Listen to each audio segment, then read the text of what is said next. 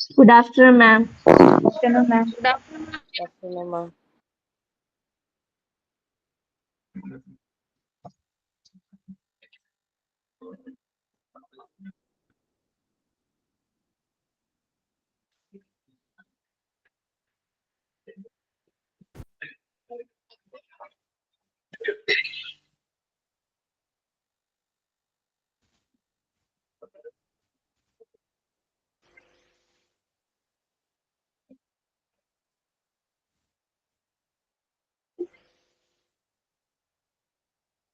Okay, start ചെയ്താലോ? റെഡിയായോ എല്ലാവരും? റെഡിയാണോ? Okay, yes. അപ്പൊ നമ്മൾ എന്താ പഠിച്ചുകൊണ്ടിരിക്കുന്നത്? ഓപ്പറേഷൻ റിപ്പോർട്ട് വരെ പഠിപ്പിച്ചു മാഡം. മെഡിക്കൽ റെക്കോർഡ്സില് നമ്മൾ ക്ലിനിക്കൽ ഡാറ്റയെ സംബന്ധിക്കുന്ന എന്തൊക്കെയാണ് ഒരു ഹോസ്പിറ്റലിലെ ക്ലിനിക്കൽ ഡാറ്റാസിൽ ഇൻക്ലൂഡ് ചെയ്യുന്ന ഒരു 10-22 എണ്ണം ക്ലിനിക്കൽ ഡാറ്റാസ് നമ്മൾ ക്ലാസിഫൈ ചെയ്ത് വെച്ചു. അതിങ്ങനെ ഓരോന്നോരോന്ന് പറഞ്ഞ് നമ്മൾ എവിടെ വരെ എത്തി? ഓപ്പറേറ്റിംഗ് റിപ്പോർട്ട്സ് അല്ലെങ്കിൽ ഓപ്പറേഷൻ റിപ്പോർട്ട്സ് വരെയൊക്കെ നമ്മൾ എത്തി നിൽക്കുകയാണ്. നമുക്ക് അതിന്റെ ബാക്കി ഭാഗത്ത് നോക്കാം. എന്താണ് ഓപ്പറേഷൻ റിപ്പോർട്ട്സിലൊക്കെ വരിക? എന്തൊക്കെയാണ് ഓപ്പറേഷൻ റിപ്പോർട്ടിൽ ഉൾപ്പെടുത്തേണ്ടത്? നമുക്കറിയാം ഓപ്പറേഷൻ പ്രൊസീജിയേഴ്സിൽ നടക്കുന്ന കാര്യങ്ങൾ തന്നെയാണ് അതിനകത്ത് റിപ്പോർട്ടായിട്ട് വരേണ്ടത്. അപ്പൊ അങ്ങനെയാണെങ്കിൽ അതെന്തൊക്കെയാണ് എന്നൊക്കെ നമ്മൾ കഴിഞ്ഞ ക്ലാസ്സിൽ പറഞ്ഞത്. അതായത് സർജറിയുടെ കാര്യങ്ങള്, സർജറിക്കുള്ള കൺസെന്റ് വേണമെന്ന് പറയുന്നു. പിന്നെ മാത്രമല്ല പ്രീ ഓപ്പറേഷൻ, പോസ്റ്റ് ഓപ്പറേഷൻ, ഓപ്പറേഷന് മുൻപ് കൊടുക്കുന്ന അനസ്തേഷ്യാസ്, അതുപോലെ തന്നെ ആഫ്റ്റർ സർജറിയുള്ള കാര്യങ്ങൾ, ഇങ്ങനെയുള്ള പല കാര്യങ്ങളും, അതുപോലെ ഓപ്പറേഷനെ സംബന്ധിക്കുന്ന റിപ്പോർട്ടുകൾ, all these things are included in operation report. ഇതിനെല്ലാമാണ് നമ്മുടെ ഓപ്പറേഷൻ റിപ്പോർട്ടിൽ വരിക. ആൻഡ് ഓൾസോ ആ ഓപ്പറേഷൻ അല്ലെങ്കിൽ സർജറിക്ക് മുമ്പ് നടക്കുന്ന പ്രീ ഡയഗ്നോസ്റ്റിക് ടെസ്റ്റുകൾ. അതായത് നമുക്ക് നമ്മുടെ സർജറിക്ക് നമ്മുടെ ആളുടെ ബോഡി, പേഷ്യന്റിന്റെ ബോഡി എന്താ പറയാ ആപ്റ്റ് ആണോ, ദാറ്റ് മീൻസ് എന്തെങ്കിലും തരത്തിലുള്ള പ്രശ്നങ്ങൾ സർജറിയിൽ ചിലപ്പോൾ ഉണ്ടായാലോ എന്ന് വിചാരിച്ചിട്ട് പല കാര്യങ്ങളൊക്കെ നേരത്തെ കൂട്ടി ടെസ്റ്റ് ചെയ്ത് വെക്കും. ബ്ലഡ് ആകാം അല്ലെങ്കിൽ മറ്റേതെങ്കിലും അങ്ങനെയൊക്കെ എന്തൊക്കെ ഡയഗ്നോസിസ് ചെയ്തിട്ടുണ്ടോ അങ്ങനെയുള്ള കാര്യങ്ങളും അതിനകത്ത് സർജറിക്ക് മുമ്പ് നടത്തിയിട്ടുണ്ടെങ്കിൽ അതെല്ലാം റിപ്പോർട്ടിൽ എഴുതി വെക്കണം. അതും ഓപ്പറേഷൻ റിപ്പോർട്ടിലാണ്. And if they have detected some abnormalities or normalities in the organs, operation സമയത്ത്, സർജറിയുടെ സമയത്ത് ഏതെങ്കിലും തരത്തിലുള്ള അബ്നോർമൽ കാര്യങ്ങൾ കണ്ടെത്തിയിട്ടുണ്ടെങ്കിൽ, അതായത് പേഷ്യന്റിന്റെ ബോഡിയിൽ ഓർഗൻസിൽ എന്തെങ്കിലും പ്രത്യേകിച്ച് എന്തെങ്കിലും കണ്ടെത്തിയ കാര്യകാരണങ്ങൾ എന്തെങ്കിലുമൊക്കെ ഉണ്ടെങ്കിൽ അത് അതിനകത്ത് റെക്കോർഡ് ചെയ്ത് വെക്കണം, റിപ്പോർട്ടാകും. മാത്രമല്ല പല പ്രൊസീജിയേഴ്സ്, സ്യൂച്ചേഴ്സ് മീൻസ് സ്റ്റിച്ചിങ്സ് ആണ്. അതായത് ഓപ്പറേഷൻ സർജറി ഒക്കെ കഴിഞ്ഞ് കഴിയുമ്പോൾ അതിനകത്ത് സ്റ്റിച്ചിങ് ഉണ്ട്. അപ്പൊ സ്റ്റിച്ചിങ്ങിന്റെ എണ്ണം, അങ്ങനെയുള്ള കാര്യങ്ങൾ സ്പെസിഫൈ ചെയ്ത് വെക്കണം. മാത്രമല്ല അവർ ഉപയോഗിക്കുന്ന ചെറുതും വലുതും ഒക്കെ ആയിട്ടുള്ള എല്ലാ എക്യുപ്മെന്റുകൾ, ചെറുതാണെങ്കിൽ കൂടി നിസ്സാരം എന്ന് വിചാരിക്കാതെ അതിന്റെ എന്തൊക്കെ സർജറിക്ക് നമുക്ക് ഉപയോഗിച്ചിരിക്കുന്ന എക്യുപ്മെന്റ് എന്തൊക്കെയാണ് അതും നമ്മൾ മെൻഷൻ ചെയ്ത് എഴുതി വെക്കുന്നത് നല്ലതാണ്.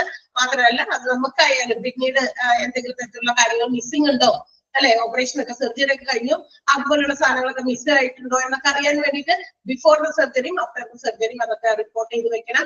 അതും അതിനകത്ത് ഇൻക്ലൂഡ് ചെയ്യാൻ. Also the name of the surgeon, ആരാണോ ഓപ്പറേഷന് മെയിൻ ആയിട്ടുള്ള പങ്ക് വഹിച്ച പാർട്ടിസിപ്പേറ്റ് ചെയ്ത ഡോക്ടർ, ആളുടെ പേരും ആളുടെ അതിന് ഹെൽപ്പ് ചെയ്ത അസിസ്റ്റൻസിന്റെ പേരും ഒക്കെ ഈ പറയുന്ന റിപ്പോർട്ടിൽ ഉൾപ്പെടുത്തണം. അപ്പൊ അതൊക്കെയാണ് ഓപ്പറേഷൻ റിപ്പോർട്ടിൽ വരെ. ഇവിടെ വരെയാണ് നമ്മൾ എടുത്തത് അല്ലെ, അവിടെ വരെ എടുത്തേ.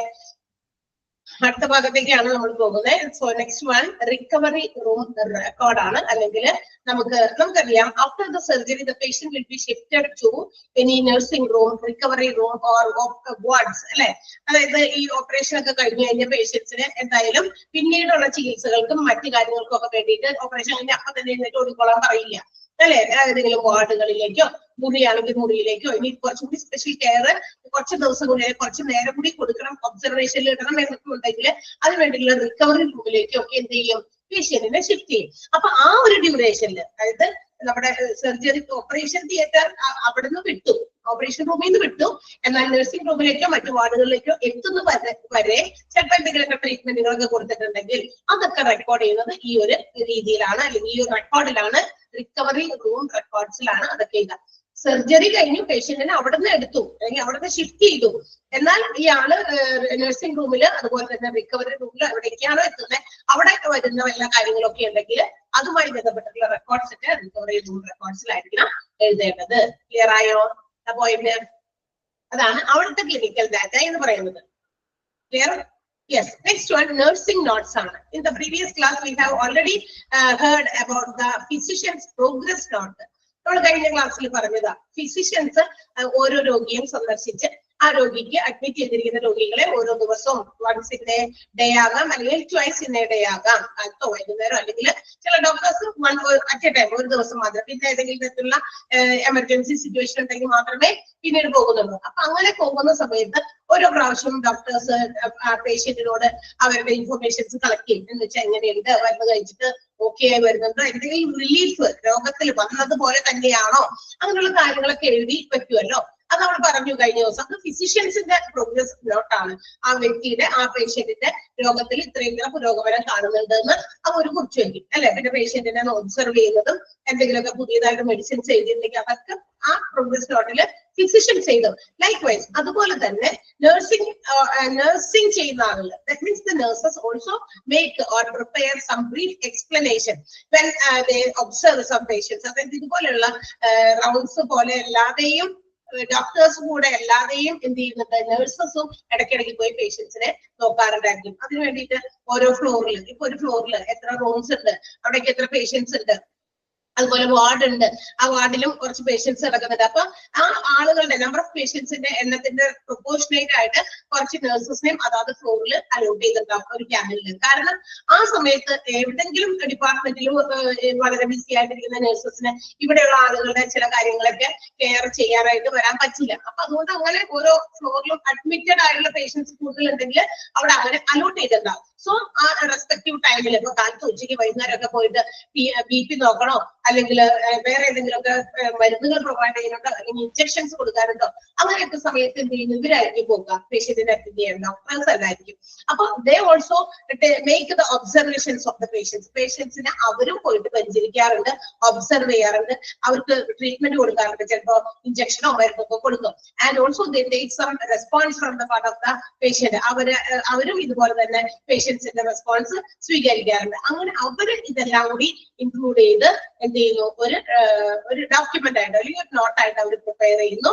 ആ നോട്ട്സിനകത്ത് ഈ പറയുന്ന കാര്യങ്ങളൊക്കെ ഉൾപ്പെടുത്തിയിട്ടായിരിക്കും എഴുതുക. എന്തൊക്കെ ഉൾപ്പെടുത്തുന്ന നേരം, പേഷ്യൻസിന്റെ റിക്വയർമെന്റ്സ്, പേഷ്യന്റിന് ഇനി എന്താണ് ആവശ്യം, ആൾക്ക് എന്തെങ്കിലും പ്രശ്നങ്ങൾ ഉണ്ടെങ്കിൽ അത്, കേപ്പബിലിറ്റീസ് ആൻഡ് ഓൾസോ ലിമിറ്റേഷൻസ്, എന്ത് പോരായ്മകളുണ്ട്, എന്തൊക്കെ ഭേദമായിട്ട് ഇന്ന കാര്യങ്ങൾ ചെയ്യാൻ ഓക്കെ ആയിട്ടുണ്ട്. ഇപ്പൊ ചിലപ്പോ വന്നപ്പോ ഒട്ടും തന്നെ വയ്യാതെ അബോധാവസ്ഥയിൽ തന്നെ കൊണ്ടുവന്നിരിക്കുന്ന പേഷ്യൻസ് ഉണ്ടായിരിക്കാം. Now they are okay to do their own duties അല്ലെ, അവർക്ക് അവരുടേതായ കാര്യങ്ങളൊക്കെ ചെയ്യാനായിട്ട് പറ്റുന്നുണ്ട് എങ്കിൽ ദർ ഈസ് എ പ്രോഗ്രസ്. ആ പേഷ്യന്റിൽ ഒരുപാട് മാറ്റങ്ങൾ കൊണ്ടുവന്നിട്ടുണ്ട്. അപ്പൊ അയാൾക്ക് അങ്ങനെ ചെയ്യാം. തന്നെ എഴുന്നേറ്റിരിക്കുന്നുണ്ട്, തന്നെത്താനെ ഫുഡ് കഴിക്കുന്നുണ്ട്, കൊണ്ടുവന്നപ്പോ അങ്ങനെ ആയിരുന്നില്ല. അപ്പൊ അതൊക്കെ ഇവർക്ക് എന്ത് ചെയ്യാം, നോട്ട് ചെയ്യാം. അതൊക്കെ നഴ്സുമാരുടെ നോട്ട്സിൽ ഉൾപ്പെടുത്തേണ്ടതാണ്. And this document also includes the statement of nursing measures. അതായത് ഇവർ ഏതൊക്കെ രീതിയിലുള്ള കാര്യങ്ങൾ ചെയ്തു, ഇപ്പൊ ടെമ്പറേച്ചർ നോക്കി അല്ലെങ്കിൽ ഇഞ്ചക്ഷൻ കൊടുത്തു, അതൊക്കെ എന്തൊക്കെയാണോ അതങ്ങനെയൊക്കെ ചെയ്തിട്ടുണ്ടെങ്കിൽ അതും ഇവർ ഈ പറയുന്ന ഡോക്യുമെന്റിൽ രേഖപ്പെടുത്തി വെക്കണം. ഇതെല്ലാം ചേരുന്നതാണ് നഴ്സിംഗ് നോട്ട്സ് എന്ന് പറയുന്നത്. ഈ നഴ്സിംഗ് നോട്ട്സ് നോക്കിയാലും ഡോക്ടേഴ്സിനും ഹോസ്പിറ്റൽസിനും അവർക്കും എൻഷുർ ചെയ്യാം ഇങ്ങനെ പേഷ്യൻസിന് വേണ്ട രീതിയിലുള്ള നല്ല കെയർ ഇവര് കൊടുക്കുന്നുണ്ട് എന്നുകൂടി ഉറപ്പുവരുത്താനും ഈ പറയുന്ന ഡോക്യുമെന്റ് ഹെൽപ്പ് ചെയ്യും. ഓക്കെ, അപ്പൊ ഇതെല്ലാം തന്നെ ഡോക്യുമെന്റുകളാണ്, അല്ലെങ്കിൽ നോട്ട്സ് ആണ്, അല്ലെങ്കിൽ അവിടുത്തെ ഡാറ്റാസ് ആണ്. അതും ആവശ്യമുള്ള ഡാറ്റാസ് ആയിരിക്കും. പിന്നീട് ഇന്ന നഴ്സാണ് കേട്ടോ ആ ഒരു ഇഞ്ചക്ഷൻ കൊടുത്തത്, കാരണം ആ സമയത്ത് അവിടുത്തെ ഡ്യൂട്ടി ഉള്ള നേഴ്സ് അതായിരുന്നു. അപ്പൊ ഏതെങ്കിലും രീതിയിലുള്ള പാകപ്പിഴകളോ അല്ലെങ്കിൽ വേറെ എന്തെങ്കിലും ഒക്കെ സംഭവിച്ചാലും നമുക്ക് അത് പെട്ടെന്ന് വെരിഫൈ ചെയ്യാനും അത്തരം കാര്യങ്ങൾ മനസ്സിലാക്കാനും സാധിക്കും ഇത്തരം നോട്ട്സ് ഉണ്ടെങ്കിൽ. So nurses also have to prepare their own notes after observe ചെയ്ത പേഷ്യൻസ്. പേഷ്യൻസിനെയൊക്കെ ഒബ്സർവ് ചെയ്ത് നിരീക്ഷിച്ച് അവരെ ചികിത്സിച്ച് അവർക്ക് വേണ്ട നഴ്സിംഗ് ഒക്കെ കൊടുത്തതിന് ശേഷം അവരും അവരുടെ നോട്ട്സ് തയ്യാറാക്കുന്നുണ്ട്. അതൊക്കെയാണ് ഇതിനകത്ത് വരിക. ക്ലിയർ ആയോ? യെസ്. നെക്സ്റ്റ് വൺ, അടുത്ത എന്താ, TPR ചാർട്ട് ആണ്. ഇത് മറ്റൊരു ചാർട്ടാണ് which records the temperature, pulse and respiration of the patients. Blood pressure ഉൾപ്പെടുന്നു. അതായത് ചില വൈറ്റൽ സയൻസ് എന്താ പറയാ ഡോക്ടേഴ്സ് അല്ലെങ്കിൽ നഴ്സുമാര് ഡോക്ടേഴ്സ് സജസ്റ്റ് ചെയ്തിട്ട് എടുക്കാറുണ്ട്. ടെമ്പറേച്ചർ നോക്കുക, പൾസ് റേറ്റ് നോക്കുക, റെസ്പിറേഷൻ റേറ്റ് നോക്കുക, അതുപോലെ BP നോക്കുക. ഇത്തരം മെഷർമെന്റ്സ് ഒക്കെ ഈ ഒരു ചാർട്ടിലാണ് ഉൾപ്പെടുത്തുക. TPR, temperature, P for pulse and R for respiration. Blood pressure ഇതൊക്കെ. അപ്പൊ TPR എന്താണെന്ന് ചോദിക്കാം, അതിന്റെ ഫുൾ ഫോം ചോദിക്കാം, അല്ലെങ്കിൽ TPR-നകത്ത് ആറിന്റെ വേർഡ് എന്താണ്, ആറിനെ റെപ്രസെന്റ് ചെയ്യുന്ന വേർഡ് എന്താണ്, P-നെ റെപ്രസെന്റ് ചെയ്യുന്ന വേർഡ് എന്താണ്, T എന്താണ്, അങ്ങനെയും ചോദിച്ചു കണ്ടിട്ടുണ്ട്. അതെല്ലാം എന്താണെന്ന് temperature, pulse, respiration and blood pressure measurements list ചെയ്യുന്നത് ഏത് ചാർട്ടിലാണ് എന്ന് ചോദിക്കാം. അങ്ങനെ പല രീതിയിലും തിരിച്ചും മറിച്ചും ചോദിക്കാം എന്നുള്ളത് കൊണ്ട്, ചോദിച്ചിട്ടുള്ളത് കൊണ്ട് അതൊന്ന് മാർക്ക് ചെയ്തേക്കാം, അണ്ടർലൈൻ ചെയ്യാം കേട്ടാ. TPR, temperature, pulse, respiration and blood pressure അടങ്ങുന്ന ലിസ്റ്റുകളാണ് ഈ ഒരു ചാർട്ടിനകത്ത് വരിക. ക്ലിയർ? യെസ്. നെക്സ്റ്റ് വൺ എന്താണ്? മെഡിക്കേഷൻ ഷീറ്റ് ആണ്. മെഡിക്കേഷൻ എന്ന് പറഞ്ഞാൽ എന്താ? മരുന്നാണ്, ഡ്രഗ്സ് ആണ് അല്ലെ. Whatever drugs or medicines are provided to the patients will be recorded in this document or in this chart. ഈ ഒരു ഷീറ്റിലായിരിക്കും എന്തൊക്കെ മരുന്നുകളാണോ ഈ പേഷ്യൻസിന് പ്രൊവൈഡ് ചെയ്തിരിക്കുന്നത് അതൊക്കെയായിരിക്കും ഇവിടെ വരിക. അപ്പൊ അതെങ്ങനെയൊക്കെയുള്ള മരുന്ന് എന്ന് പറഞ്ഞാൽ എന്താ? To cure the disease, ആ രോഗിയുടെ രോഗം ഭേദമാക്കാൻ കഴിയുന്ന, നേരിട്ട് ഡയറക്ട്ലി രോഗം ഭേദമാക്കാൻ കഴിയുള്ള ഒരു വസ്തുവാണ് എന്ത്? മെഡിക്കേഷൻ എന്ന് പറയുന്നത്. അത് കഴിഞ്ഞ് ബാക്കിയുള്ളതൊക്കെ നെക്സ്റ്റ് ആണ് അല്ലെ. അത് കഴിഞ്ഞിട്ടുള്ളതാണ് സർജറി ചെയ്യുന്നു, അല്ലെങ്കിൽ മറ്റേതെങ്കിലും തരത്തിലുള്ള ഹീലിംഗ് ആയിട്ടുള്ള മറ്റു കാര്യങ്ങൾ ചെയ്യുന്നു. അപ്പൊ മരുന്നുകളും അതോടൊപ്പം നെക്സ്റ്റ് ആയിട്ടുള്ള അതിന് ബന്ധപ്പെട്ടിട്ടുള്ള മറ്റ് ഇൻഡയറക്റ്റ് ആയിട്ടുള്ള ട്രീറ്റ്മെന്റുകൾ കൂടി പ്രൊവൈഡ് ചെയ്യുമ്പോഴാണ് കംപ്ലീറ്റ്ലി ഒരു പേഷ്യന്റ് എന്ത് ചെയ്യുക, ക്യൂർ ആവുന്നത് അല്ലെ, രോഗം ഭേദമാകുന്നത്. അപ്പൊ ഇതിനകത്ത് മെഡിസിൻസ് ആണ്, which is given orally, topically, by inhalation and also infusion. Okay, എല്ലാം പറഞ്ഞുതരാം. അപ്പൊ ഇങ്ങനെ ഏതൊക്കെ രീതിയിൽ മരുന്ന് പേഷ്യൻസിന്റെ ഉള്ളിലേക്ക് എത്തുന്നുണ്ട്? ഓറലി, that means വായിൽ കൂടി കഴിക്കുന്നത്. Topically, which is provided on the surface of the body, നമ്മുടെ ബോഡിയുടെ പുറമേ കൂടി കൊടുക്കുന്നത്. ഓക്കെ, അങ്ങനെ കൊടുക്കുന്നതാകാം. പിന്നെ ഇൻഹലേഷൻ, that means നെബുലൈസേഷൻ പോലെയുള്ളതൊക്കെ മരുന്ന് വെച്ചിട്ട് ഇങ്ങനെ ഇൻഹേൽ ചെയ്യിപ്പിക്കാണോ, വായിലിങ്ങനെ വെച്ചിട്ടൊക്കെ, അങ്ങനെയൊക്കെ ഉള്ളത്. അപ്പൊ ഒരു എക്സാമ്പിൾ പറഞ്ഞുള്ളൂ. അപ്പൊ അങ്ങനെ കൊടുത്തിട്ടാകാം, അങ്ങനെയും രോഗം ഭേദമാക്കാൻ പറ്റും, അതിനകത്തും വരുന്നുണ്ട്. പിന്നെ infusions means which is provided in the blood stream, നമ്മുടെ ബ്ലഡിലേക്ക് കൊടുക്കുന്ന ഇൻജെക്ഷൻസ്, അതൊക്കെയാണ് ഇൻഫ്യൂഷൻ എന്ന് പറയുന്നത്. അപ്പൊ അങ്ങനെയും ആകാം. അപ്പൊ ഈ ട്രീറ്റ്മെന്റിന് വേണ്ടി എന്തൊക്കെ മെഡിക്കേഷൻസ് ആർ പ്രൊവൈഡഡ് അതിന്റെയൊക്കെ ഒരു ലിസ്റ്റ്, അതിന്റെയൊക്കെ ഡോക്യുമെന്റേഷൻ, അത് ഇതിനകത്ത് വരിക മെഡിക്കേഷൻ ഷീറ്റിലാണ് വരിക. അങ്ങനെ എഴുതുമ്പോ അല്ലെങ്കിൽ അത് ഡോക്യുമെന്റ്സ് ആയിട്ട് എഴുതി വെക്കുമ്പോൾ what all things have to be included, ആ മെഡിക്കേഷൻസിൽ എന്തൊക്കെ കാര്യങ്ങൾ ഉൾപ്പെടുത്തണം എന്നുള്ളത് വളരെ നിർബന്ധമാണ്. ഡേറ്റ്, എന്ന് കൊടുത്തു ആ മരുന്ന്, ടൈം, ഏത് സമയത്ത് കൊടുത്തു, what is the name of the drug, കൊടുത്ത മരുന്നിന്റെ പേരെന്താണ്, and the dose of that particular drug, ആ മരുന്നിന്റെ ഡോസ് എത്ര ഡോസിലാണ് കൊടുത്തത്, and also by which, the route by which it is provided, അത് ഏത് റൂട്ടിൽ കൂടി കൊടുത്തത്, ഏത് റൂട്ടിൽ കൂടി എന്ന് പറഞ്ഞാൽ ഇങ്ങനെ ഇൻജെക്ട് ചെയ്തതാണോ, ഇൻഹേൽ ചെയ്യിപ്പിച്ചതാണോ, വായിൽ കൂടി കൊടുത്തതാണോ, അല്ലെങ്കിൽ ശരീരത്തിന് പുറമെ അപ്ലൈ ചെയ്തതാണോ, ഇങ്ങനെയൊക്കെ ഉണ്ട് കേട്ടോ. അപ്പൊ അതൊക്കെ കൃത്യമായിട്ട് എഴുതി വെക്കും. അതെല്ലാം ചേർന്നതാണ് മെഡിക്കേഷൻ ഷീറ്റ് എന്ന് പറയുന്നത്. അപ്പൊ മെഡിസിൻസ്, കൊടുക്കുന്ന മെഡിസിൻസ് അത് ഓറലി, ടോപ്പിക്കലി, ഇൻഫ്യൂഷൻ, ഇൻഹലേഷൻ, ഏത് രീതിയിലാണെങ്കിലും അത് കൊടുക്കുന്ന മരുന്നാണ്. അങ്ങനെ കൊടുക്കുന്ന മരുന്നുകൾ ഡോക്യുമെന്റ്സ് ആയിട്ട് എഴുതുന്നു. അങ്ങനെ എഴുതുമ്പോൾ അതിന്റെ പേര്, date, time, dose and the route by which it is provide, ഏത് രീതിയിലാണ് ഇത് കൊടുത്തേ, വായിൽ കൂടി കൊടുത്തോ, ഇൻജെക്ട് ചെയ്തോ, ഏത് മാർഗത്തിൽ കൂടിയാണ് മരുന്ന് ആളുടെ ശരീരത്തിലേക്ക് എത്തിയേക്കണേ, അതൊക്കെ കൃത്യമായിട്ട് ഡോക്യുമെന്റ് ചെയ്ത് വെക്കണം. അതെല്ലാം ചേർന്നതാണ് മെഡിക്കേഷൻ ഷീറ്റ്. ക്ലിയർ ആയോ? യെസ്. നെക്സ്റ്റ് വൺ എന്താ? മിസ്സലേനിയസ് റിപ്പോർട്ട്സ് ആണ്. And this reports include the ICU and also CCU units, അതായത് ഇവിടെ നടക്കുന്ന ഈ റിപ്പോർട്ടുകളാണ്, അല്ലെങ്കിൽ ഇവിടെ എത്തുന്ന റിപ്പോർട്ടുകളാണ്. ICU, ഇപ്പൊ ഒരു പേഷ്യന്റിനെ ICUവിൽ കിടത്തി, അപ്പൊ ആ പേഷ്യന്റിന്റെ ICUമായി ബന്ധപ്പെട്ടിട്ടുള്ള കാര്യങ്ങൾ, ഇപ്പൊ X എന്ന് പറയുന്ന ഒരു പേഷ്യന്റിനെ എന്ത് ചെയ്തു, ICUവിലേക്ക് കൊണ്ടുവന്നു. അപ്പൊ ആ Xന് അവിടെ എന്തൊക്കെ പ്രൊവൈഡ് ചെയ്യുന്നുണ്ട്, അവിടെ കുറെ കാര്യങ്ങളൊക്കെ ഉണ്ടാവും. അപ്പൊ ഒരു നഴ്സസ് അല്ലെങ്കിൽ ആരാണോ അതിന് റെസ്പോൺസിബിൾ ആയിട്ടുള്ള ആ ഒരു ICUവില് ആ സമയത്ത് റെസ്പോൺസിബിൾ ഡ്യൂട്ടിയിലുള്ള നഴ്സ് ആരാണോ അവരെന്ത് ചെയ്യും, ആ രോഗിക്ക്, ICUവിലുള്ള രോഗിക്ക് എന്തൊക്കെ കാര്യങ്ങൾ കൊടുത്തു, ആ കെയറിങ് എല്ലാം തന്നെ ക്രിട്ടിക്കൽ കെയർ യൂണിറ്റിലും അതുപോലെ തന്നെ ഇന്റൻസീവ് കെയർ യൂണിറ്റിലായാലും അങ്ങനെ തന്നെ രണ്ടോടത്താണെങ്കിലും അങ്ങനെയുള്ള കാര്യങ്ങളൊക്കെ എന്താണോ അതൊക്കെ കൃത്യമായിട്ട് റെക്കോർഡ് ചെയ്ത് എഴുതി വെക്കുന്നു. അങ്ങനെയുള്ള റിപ്പോർട്ടുകളാണ് മിസ്സലേനിയസ് റിപ്പോർട്ട്സ് വരുന്നത്. എവിടുത്തെ റിപ്പോർട്ടുകളാണ്? ICU, CCU കേട്ടാ, മറ്റ് ഡിപ്പാർട്ട്മെന്റുകളിലുള്ളതല്ല, ICU ആൻഡ് CCU ഡിപ്പാർട്ട്മെന്റുകളെ യൂണിറ്റ്സിലുള്ള കാര്യങ്ങളാണ്. Okay, yes. അടുത്തത് എന്താ? Physical therapy. ഇമ്പോർട്ടന്റ് ആയിട്ട് ഞാൻ നേരത്തെ പറഞ്ഞു, TPR ഇമ്പോർട്ടന്റ് ആണെന്ന് പറഞ്ഞു. അടുത്തത് പറയുമ്പോ നമ്മൾ നോട്ട് ചെയ്യാം കേട്ടാ. ഇതൊക്കെ പിന്നെയും ഏകദേശം വായിച്ചാൽ നമുക്ക് ഇതിന്റെമായിട്ട് ബന്ധപ്പെട്ട റിപ്പോർട്ടുകളാണ്, റെക്കോർഡാണ്, ചാർട്ടാണ് മനസ്സിലാകുമായിരിക്കും അല്ലെ? I think so. വെറുതെ വായിച്ചാൽ നമുക്ക് ക്ലിയർ ആകുമല്ലോ അല്ലെ? അത്ര വലിയ ബുദ്ധിമുട്ടൊന്നുമില്ല. കുറച്ച് വലിയ സാധനമൊക്കെ ആണെങ്കിലാണ് ഞാനത് വേണ്ട എന്ന് പറയുന്നത്. ഓക്കെ, നെക്സ്റ്റ് വൺ എന്താ? ഫിസിക്കൽ തെറാപ്പിയാണ്. Okay, physical therapy of anxiety. പെട്ടെന്ന് കണക്ട് ചെയ്യാൻ പറ്റും physical therapy. That means it is not the medicine which is provided inside the body of the patient. പേഷ്യന്റിന്റെ മരുന്നായിട്ട് ഇങ്ങനെ അകത്തേക്ക് കൊടുക്കുന്നതൊന്നുമല്ല. It includes the use of ഇത് ചില തരത്തിലുള്ള നമ്മുടെ ബോഡി പാർട്സിനെ അല്ലെങ്കിൽ ബോഡി ഓർഗൻസിനെ ആക്ടിവേറ്റ് ചെയ്യാൻ, ആക്റ്റീവ് ആക്കാൻ വേണ്ടി, പ്രവർത്തന നിരതമാക്കാൻ വേണ്ടിയിട്ട് ചെയ്യുന്ന ചില പ്രൊസീജിയേഴ്സ് ആണ്. And it is used by, അത് എങ്ങനെയൊക്കെയാണ് ഉപയോഗിക്കുന്നത്? എക്സസൈസിലൂടെ ആകാം, ഹീറ്റ് കൊടുത്തിട്ടാകാം, അതായത് തണുപ്പിച്ച് കോൾഡ് കൊടുത്തിട്ടാകാം, അതുപോലെ വെള്ളം ഉപയോഗിച്ചാകാം, ഇലക്ട്രിസിറ്റി ഉപയോഗിച്ചാകാം, അൾട്രാസൗണ്ട് ഉപയോഗിച്ചിട്ടാകാം, അല്ലെങ്കിൽ ഫിസിക്കൽ ആയിട്ടുള്ള മറ്റേതെങ്കിലും തരത്തിലുള്ള കാര്യങ്ങൾ ആക്ടിവിറ്റീസ് ചെയ്യിച്ചിട്ടാകാം. ഇങ്ങനെയൊക്കെ നമ്മൾ കൊടുക്കുന്ന ട്രീറ്റ്മെന്റുകൾ ഓർ അസസ്മെന്റുകളെയാണ് ഏതൊരു വരിക ഫിസിക്കൽ തെറാപ്പിയിൽ. അത് എന്തൊക്കെ കൊടുക്കണ്ടോ അതൊക്കെ ഇവിടെ കൃത്യമായിട്ട് റെക്കോർഡ് ചെയ്യാം. ഫിസിയോതെറാപ്പിയിൽ ഇപ്പൊ നമ്മൾ വീണിട്ട് എന്തെങ്കിലും ഫ്രാക്ചർ ഒക്കെ പറ്റി, അപ്പൊ ആ ഫ്രാക്ചർ നമ്മൾ മരുന്നൊക്കെ കഴിച്ചു അല്ലെങ്കിൽ പ്ലാസ്റ്ററൊക്കെ ഇട്ടു, ഓക്കെ. പക്ഷേ അത്തരം ആ ഒരു വീഴ്ചയിലുണ്ടായിരുന്ന ആഘാതമൊക്കെ പിന്നീട് വലിയ വേദനകളായിട്ടൊക്കെ പിന്നീട് വരാൻ സാധ്യതയുണ്ട്.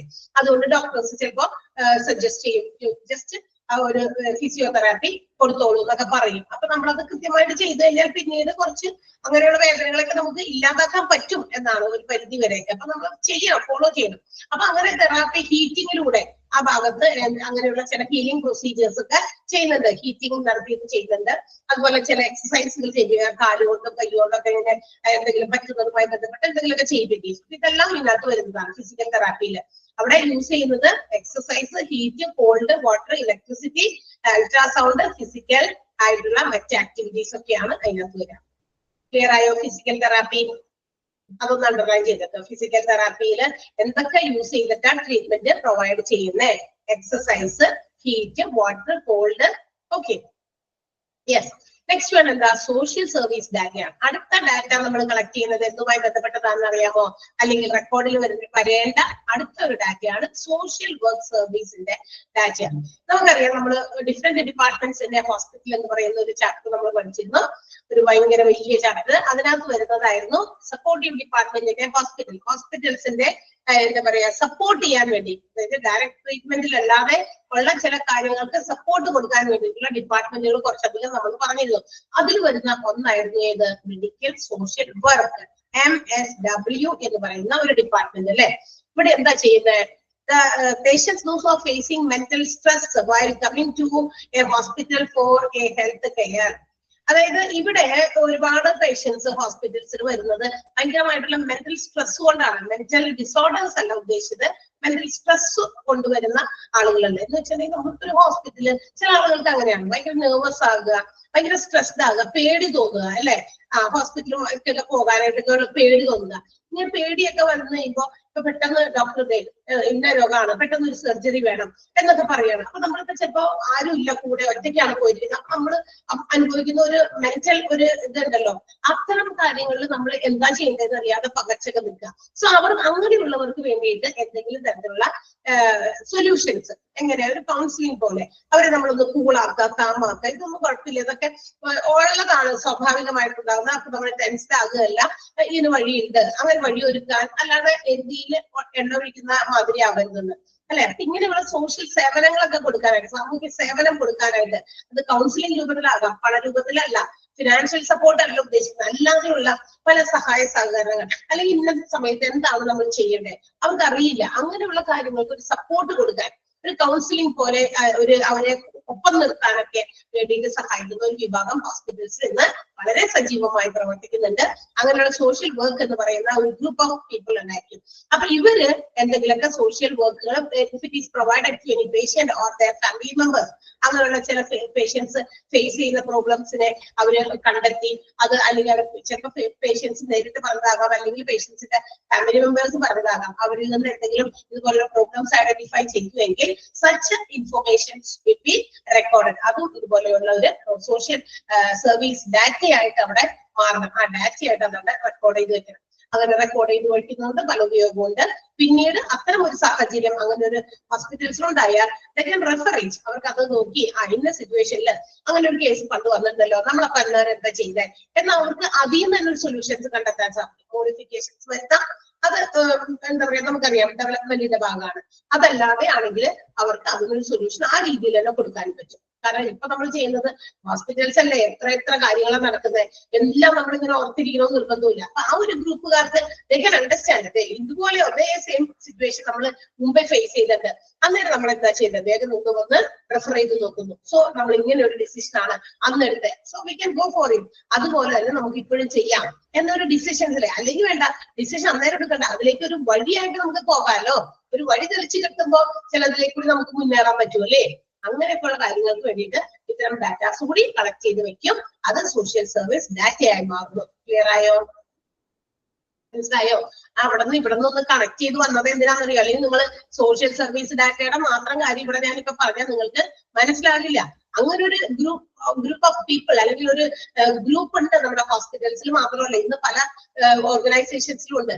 ഇതുപോലെയുള്ള ആളുകള് കസ്റ്റമേഴ്സ് പല ഓർഗനൈസേഷനിൽ എത്തുമ്പോൾ they face many problems regarding financial അല്ലാതെയും മറ്റു രീതിയിലും പല ആളുകളും പല രീതിയിലുള്ള കാര്യങ്ങളും ഫേസ് ചെയ്യുന്നുണ്ട്.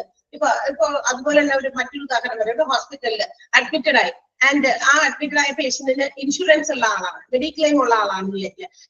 And he is not aware of where to go. ഈ ഒരു ഇൻഷുറൻസ് ക്ലെയിം ചെയ്യാനായിട്ട് എവിടെ പോകണം എന്ന് ആൾക്കറിയില്ല, ഹോസ്പിറ്റലിൽ അത് എവിടേക്കാ ചെല്ലണ്ടേ എന്നൊക്കെ വരുമ്പോ എന്ത് ചെയ്യും? ഇങ്ങനെയുള്ള ആളുകൾ അതിനുള്ള ഹെൽപ്പ് ചെയ്ത് കൊടുക്കും. മെഡിക്ലെയിം ഉണ്ട്, ഓക്കെ, അപ്പൊ അതിന് വേണ്ടിയിട്ട് എന്താ ചെയ്യേണ്ടത്? നമുക്ക് ഇവിടെ അതിന് വേണ്ടിയിട്ടുള്ള മെഡിക്കൽ സർവീസിൽ നമുക്ക് അങ്ങനെ സോഷ്യൽ വർക്ക് ചെയ്യുന്ന ആളുകളുണ്ട്. സോ വി വിൽ കണക്ട് ചെയ്താൽ നമ്മൾ അവരുമായിട്ട് കണക്ട് ചെയ്യാം. അവർ നിങ്ങൾക്ക് കാര്യങ്ങൾ പറഞ്ഞ് മനസ്സിലാക്കി തരും എങ്ങനെയൊക്കെയാ ചെയ്യേണ്ടത്. കണ്ടോ, അങ്ങനെയുള്ള കാര്യങ്ങൾക്ക് വേണ്ടിയിട്ടുള്ള ഒരു സൊല്യൂഷൻസ്. ഓക്കെ, അതാണ് ഇവിടെ ഉദ്ദേശിച്ചത്. ആൻഡ് നെക്സ്റ്റ് വൺ ഈസ് എന്താ?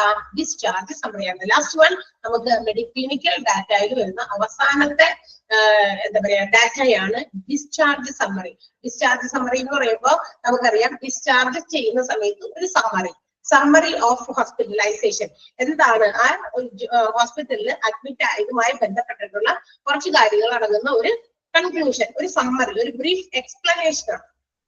എന്താണ് റീക്യാപിറ്റേഷൻ എന്ന് പറഞ്ഞു കഴിഞ്ഞാൽ പുനർവ്യാഖ്യാനം ഒക്കെ നടത്തി. പുനരാഖ്യാനം എന്നാണ് ഒറ്റ വേർഡില് നമ്മൾ റീക്യാപിറ്റുലേഷൻ എന്ന് പറഞ്ഞു കഴിഞ്ഞാൽ. എന്ന് വെച്ചാൽ നേരത്തെ നടത്തിയിട്ടുള്ള, അതായത് ഹോസ്പിറ്റലിൽ അഡ്മിറ്റ് ചെയ്യുമ്പോൾ തുടങ്ങി ആ രോഗിക്ക് എന്തൊക്കെ കാര്യങ്ങൾ ചെയ്തിട്ടുണ്ടോ അതൊക്കെ അതൊന്നുകൂടി എടുത്ത് റിവൈസ് ചെയ്ത് അത് നോക്കിയിട്ട് റിവൈസ് ചെയ്ത് നോക്കി ഡിസ്ചാർജ് വരെയുള്ള എന്തൊക്കെ പ്രൊസീജിയേഴ്സും കാര്യങ്ങളൊക്കെ ഈ ആളിൽ നടത്തിയിട്ടുണ്ട് ഇതെല്ലാം കൂടി എക്സ്പ്ലെയിൻ ചെയ്ത് ഒരു ചെറിയ ബ്രീഫ് കണ്ടന്റ് ആയിട്ട് ഒരു ചെറിയ ചുരുക്ക രൂപത്തിൽ ആ പേഷ്യന്റിന്റെ കോഴ്സ് ഇൻ ദ ഹോസ്പിറ്റലിൽ അദ്ദേഹം ചെലവഴിച്ച ആ സമയത്തെ കാര്യങ്ങളൊക്കെ കൂടി ഉൾപ്പെടുത്തി തയ്യാറാക്കുന്ന ഒരു നോട്ടാണ് എന്ത് ഡിസ്ചാർജ് സമ്മറി എന്ന് പറയുന്നത്. ക്ലിയർ ആയോ? എന്താ ഡിസ്ചാർജ് സമ്മറി എന്ന് പറഞ്ഞു കഴിഞ്ഞാൽ രോഗി ഹോസ്പിറ്റലൈസ്ഡ് ആകുന്നത് മുതല് ആളെ ഡിസ്ചാർജ് ചെയ്യുന്നത് വരെ whatever has gone, ആ ആള് എന്തിനൊക്കെ വിധേയമായിട്ടുണ്ടോ അതെല്ലാം തന്നെ ഇതിനകത്തുണ്ടായിരിക്കും. അന്നേരം അതിനകത്ത് എന്തൊക്കെ കാര്യം ഉൾപ്പെടുന്നു എന്ന് അവിടെ കൃത്യമായിട്ട് പറഞ്ഞിട്ടുണ്ട്. എന്താ റീസൺ ഫോർ ഹോസ്പിറ്റലൈസേഷൻ, രോഗി എന്തിനാണ് ഇവിടെ ഹോസ്പിറ്റലൈസ്ഡ് ആയത്, അഡ്മിറ്റ് ചെയ്യപ്പെട്ടത്, സിഗ്നിഫിക്കന്റ് ഫൈൻഡിങ്സ്. എന്താണ് സിഗ്നിഫിക്കന്റ് ഫൈൻഡിങ്സ്? എന്താണ് അദ്ദേഹത്തിൽ കണ്ടെത്തിയ പ്രധാനപ്പെട്ട കാര്യങ്ങൾ, അതായത് ഇപ്പൊ പരിശോധിച്ചൊക്കെ കഴിയുമ്പോൾ എന്തൊക്കെ പ്രശ്നങ്ങൾ ഈ ആൾക്കുണ്ട് അത് കണ്ടെത്തിയ കാര്യങ്ങൾ അതൊക്കെ അവിടെ എഴുതണം, അല്ലെങ്കിൽ എഴുതി റെക്കോർഡ് ചെയ്ത് വെക്കണം. പ്രൊസീജിയേഴ്സ്, തെറാപ്പീസ് ഗിവൺ, എന്തൊക്കെ കാര്യങ്ങൾ പ്രൊസീജിയേഴ്സോ എന്തെങ്കിലും തെറാപ്പി കൊടുത്തതോ അത്. പിന്നെ മാത്രമല്ല റെസ്പോൺസ്, ആ രോഗിയുടെ ഈ കൊടുത്ത ട്രീറ്റ്മെന്റിനോടുള്ള പ്രതികരണം. And condition at the time of discharge ചെയ്യുന്ന സമയത്ത് പേഷ്യന്റിന്റെ അവസ്ഥ എങ്ങനെയുണ്ട്, 100% ഓക്കെ ആയിട്ടാണോ പോകുന്നത്. And also the instructions provided, discharge ചെയ്യുന്ന സമയത്ത്. കൂടാതെ ഈ പറയുന്ന ട്രീറ്റ്മെന്റുകൾക്കൊക്കെ പുറമെ എന്ത് ചെയ്യും ഡോക്ടേഴ്സ് ചില നിർദ്ദേശങ്ങൾ കൊടുക്കും. എന്ത് വീട്ടിൽ പോയിട്ട് ഇങ്ങനെയൊക്കെ ചെയ്യണം കേട്ടാ. കാരണം ശരിയായി പ്രോപ്പറായിട്ട് നിങ്ങൾ മുഴുവനായിട്ട് എന്താ പറയാ കംപ്ലീറ്റ്ലി ക്യൂർഡ് ആണെന്ന് വിചാരിക്കരുത്. 2 ദിവസം കൂടി വീട്ടിൽ റെസ്റ്റ് ചെയ്തിട്ട് ജോലിക്കൊക്കെ പോയാൽ മതി, അങ്ങനെ ചില അഡീഷണൽ ഇൻസ്ട്രക്ഷൻസ് കൊടുക്കാറുണ്ട്. അത് ഡോക്ടർ അവിടെ എഴുതി വെക്കണം ഡിസ്ചാർജ് സമ്മറിയിലേക്കും. കാരണം നമ്മൾ പറയുന്ന കാര്യങ്ങൾ കൃത്യമായിട്ട്, കാരണം ഇവർ ഇവിടുന്ന് വിട്ട് ഗേറ്റ് കടന്ന് പോയി കഴിഞ്ഞാൽ പിന്നെ എന്തൊക്കെ ചെയ്യാന്ന് അറിയില്ല. എന്നിട്ട് പിന്നെയും രോഗം വീണ്ടും അതിന്റെ ഇരട്ടിയായിട്ട് ഇപ്പോഴത്തേക്ക് വീണ്ടും തിരിച്ചു വന്നു കഴിഞ്ഞാൽ ഇത്രയും നാൾ ഇവിടെ കിടന്ന് ചികിത്സിച്ച് എന്നിട്ട് ഒരു കുറവില്ലല്ലോ ഡോക്ടറെ, അത് വീണ്ടും വന്നല്ലോ. കാരണം ഇതിന്റെ ബാക്കി നമ്മൾ ഫോളോ ചെയ്യേണ്ട ചില കാര്യങ്ങൾ is written as an instruction. ആ സമ്മറിയിൽ നമ്മൾ ഇവിടെ എഴുതി വെച്ചിട്ട് അവരോട് പറഞ്ഞു വിട്ടിട്ടുണ്ട്. അത് അവിടെ ചെന്നപ്പോ ഗേറ്റ് വിട്ട് ഇവിടുന്ന് പോയപ്പോ അവിടെ തുറന്നിട്ട് പോയി പിന്നെ തോന്നിയ പോലെ ചെയ്തു.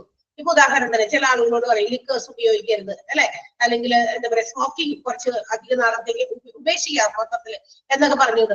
രോഗമൊക്കെ മാറിയില്ലേ, അന്ന് കുഴപ്പമില്ല, ഇപ്പൊ ഏകദേശം നമ്മൾ ഓക്കെ. വീണ്ടും പഴയ കാര്യം വീണ്ടും ആവർത്തിച്ചു കഴിഞ്ഞാൽ വീണ്ടും രോഗം വരാൻ സാധ്യതയില്ല എന്നില്ലല്ലോ. അപ്പൊ നമ്മൾ ഇൻഫെക്റ്റഡ് ആയിട്ടിരിക്കുന്ന ആൾക്കാർക്ക് പെട്ടെന്ന് വീണ്ടും രോഗങ്ങൾ വീണ്ടും വരും. അപ്പൊ അതില്ലാതിരിക്കാനാണ് ഇത്തരം ഇൻസ്ട്രക്ഷൻസ് പോകുമ്പോൾ തന്നെ പറഞ്ഞു വിടുന്നത്. അതെല്ലാം ഡോക്ടേഴ്സ് ഡിസ്ചാർജ് സമ്മറിയിൽ എഴുതി വെക്കും.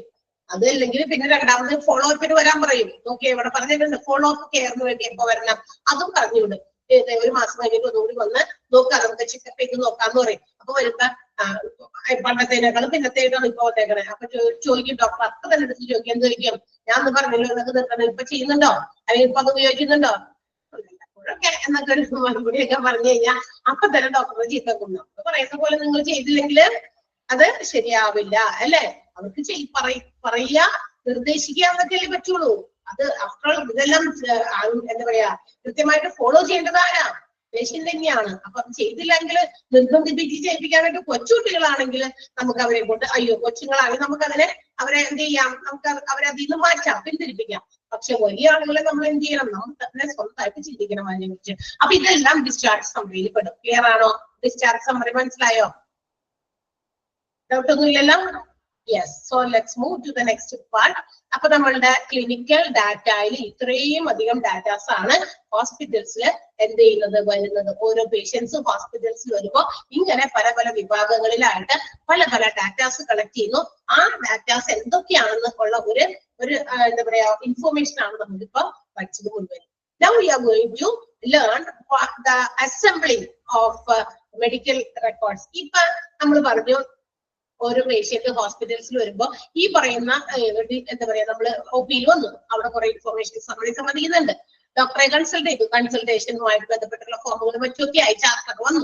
അതിനുശേഷം നമ്മളോട് പറഞ്ഞത് ഇന്ന ടെസ്റ്റ് ഒന്ന് ചെയ്യണം, രോഗം എന്താണെന്ന് നമുക്ക് കൃത്യമായിട്ട് പിടികിട്ടിയില്ല, ടെസ്റ്റ് ചെയ്യണം, ടെസ്റ്റ് ചെയ്യാൻ വേണ്ടി പറഞ്ഞേക്കണം, എക്സ്റേ എടുക്കണം, അല്ലെങ്കിൽ സർജറി വേണം, അത് ഇത് എന്നൊക്കെ പറയുന്നു. അപ്പൊ ഇവിടെയൊക്കെ നമുക്ക് കുറെ റെക്കോർഡുകളായി മാറുന്നു.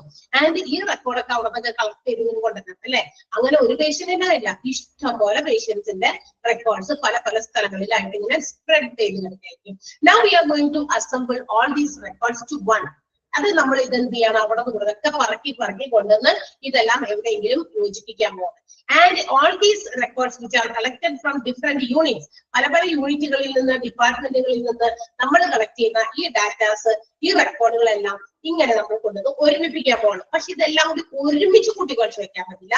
അക്കോർഡിംഗ് ടു ഇറ്റ്സ് നേച്ചർ, ഒരു പ്രത്യേക സ്വഭാവ രീതിക്ക് അനുസരിച്ച്, ആരുടെ ഡോക്ടർമാരുടെ നഴ്സുമാരുടെ അല്ല കേട്ടോ, പേഷ്യന്റിന്റെ സ്വഭാവം അനുസരിച്ചും അല്ല, ആ റെക്കോർഡുകൾക്ക് ഒരു പ്രത്യേക സ്വഭാവമുണ്ട്. ഇന്ന വിഭാഗം എന്ന് നമുക്ക് പ്രത്യേകിച്ച് തരംതിരിക്കാവുന്ന ഒരു നേച്ചർ ഈ ഓരോ ഡാറ്റാസിനും ഉണ്ട്, അല്ലെങ്കിൽ ഈ ഓരോ റെക്കോർഡ്സിനും ഉണ്ട്. സോ അക്കോർഡിംഗ് ടു ദാറ്റ് ഈ പറയുന്ന റെക്കോർഡുകളെ 4 ഫോൾഡറിലാക്കി നമ്മൾ ഒതുക്കുകയാണ്.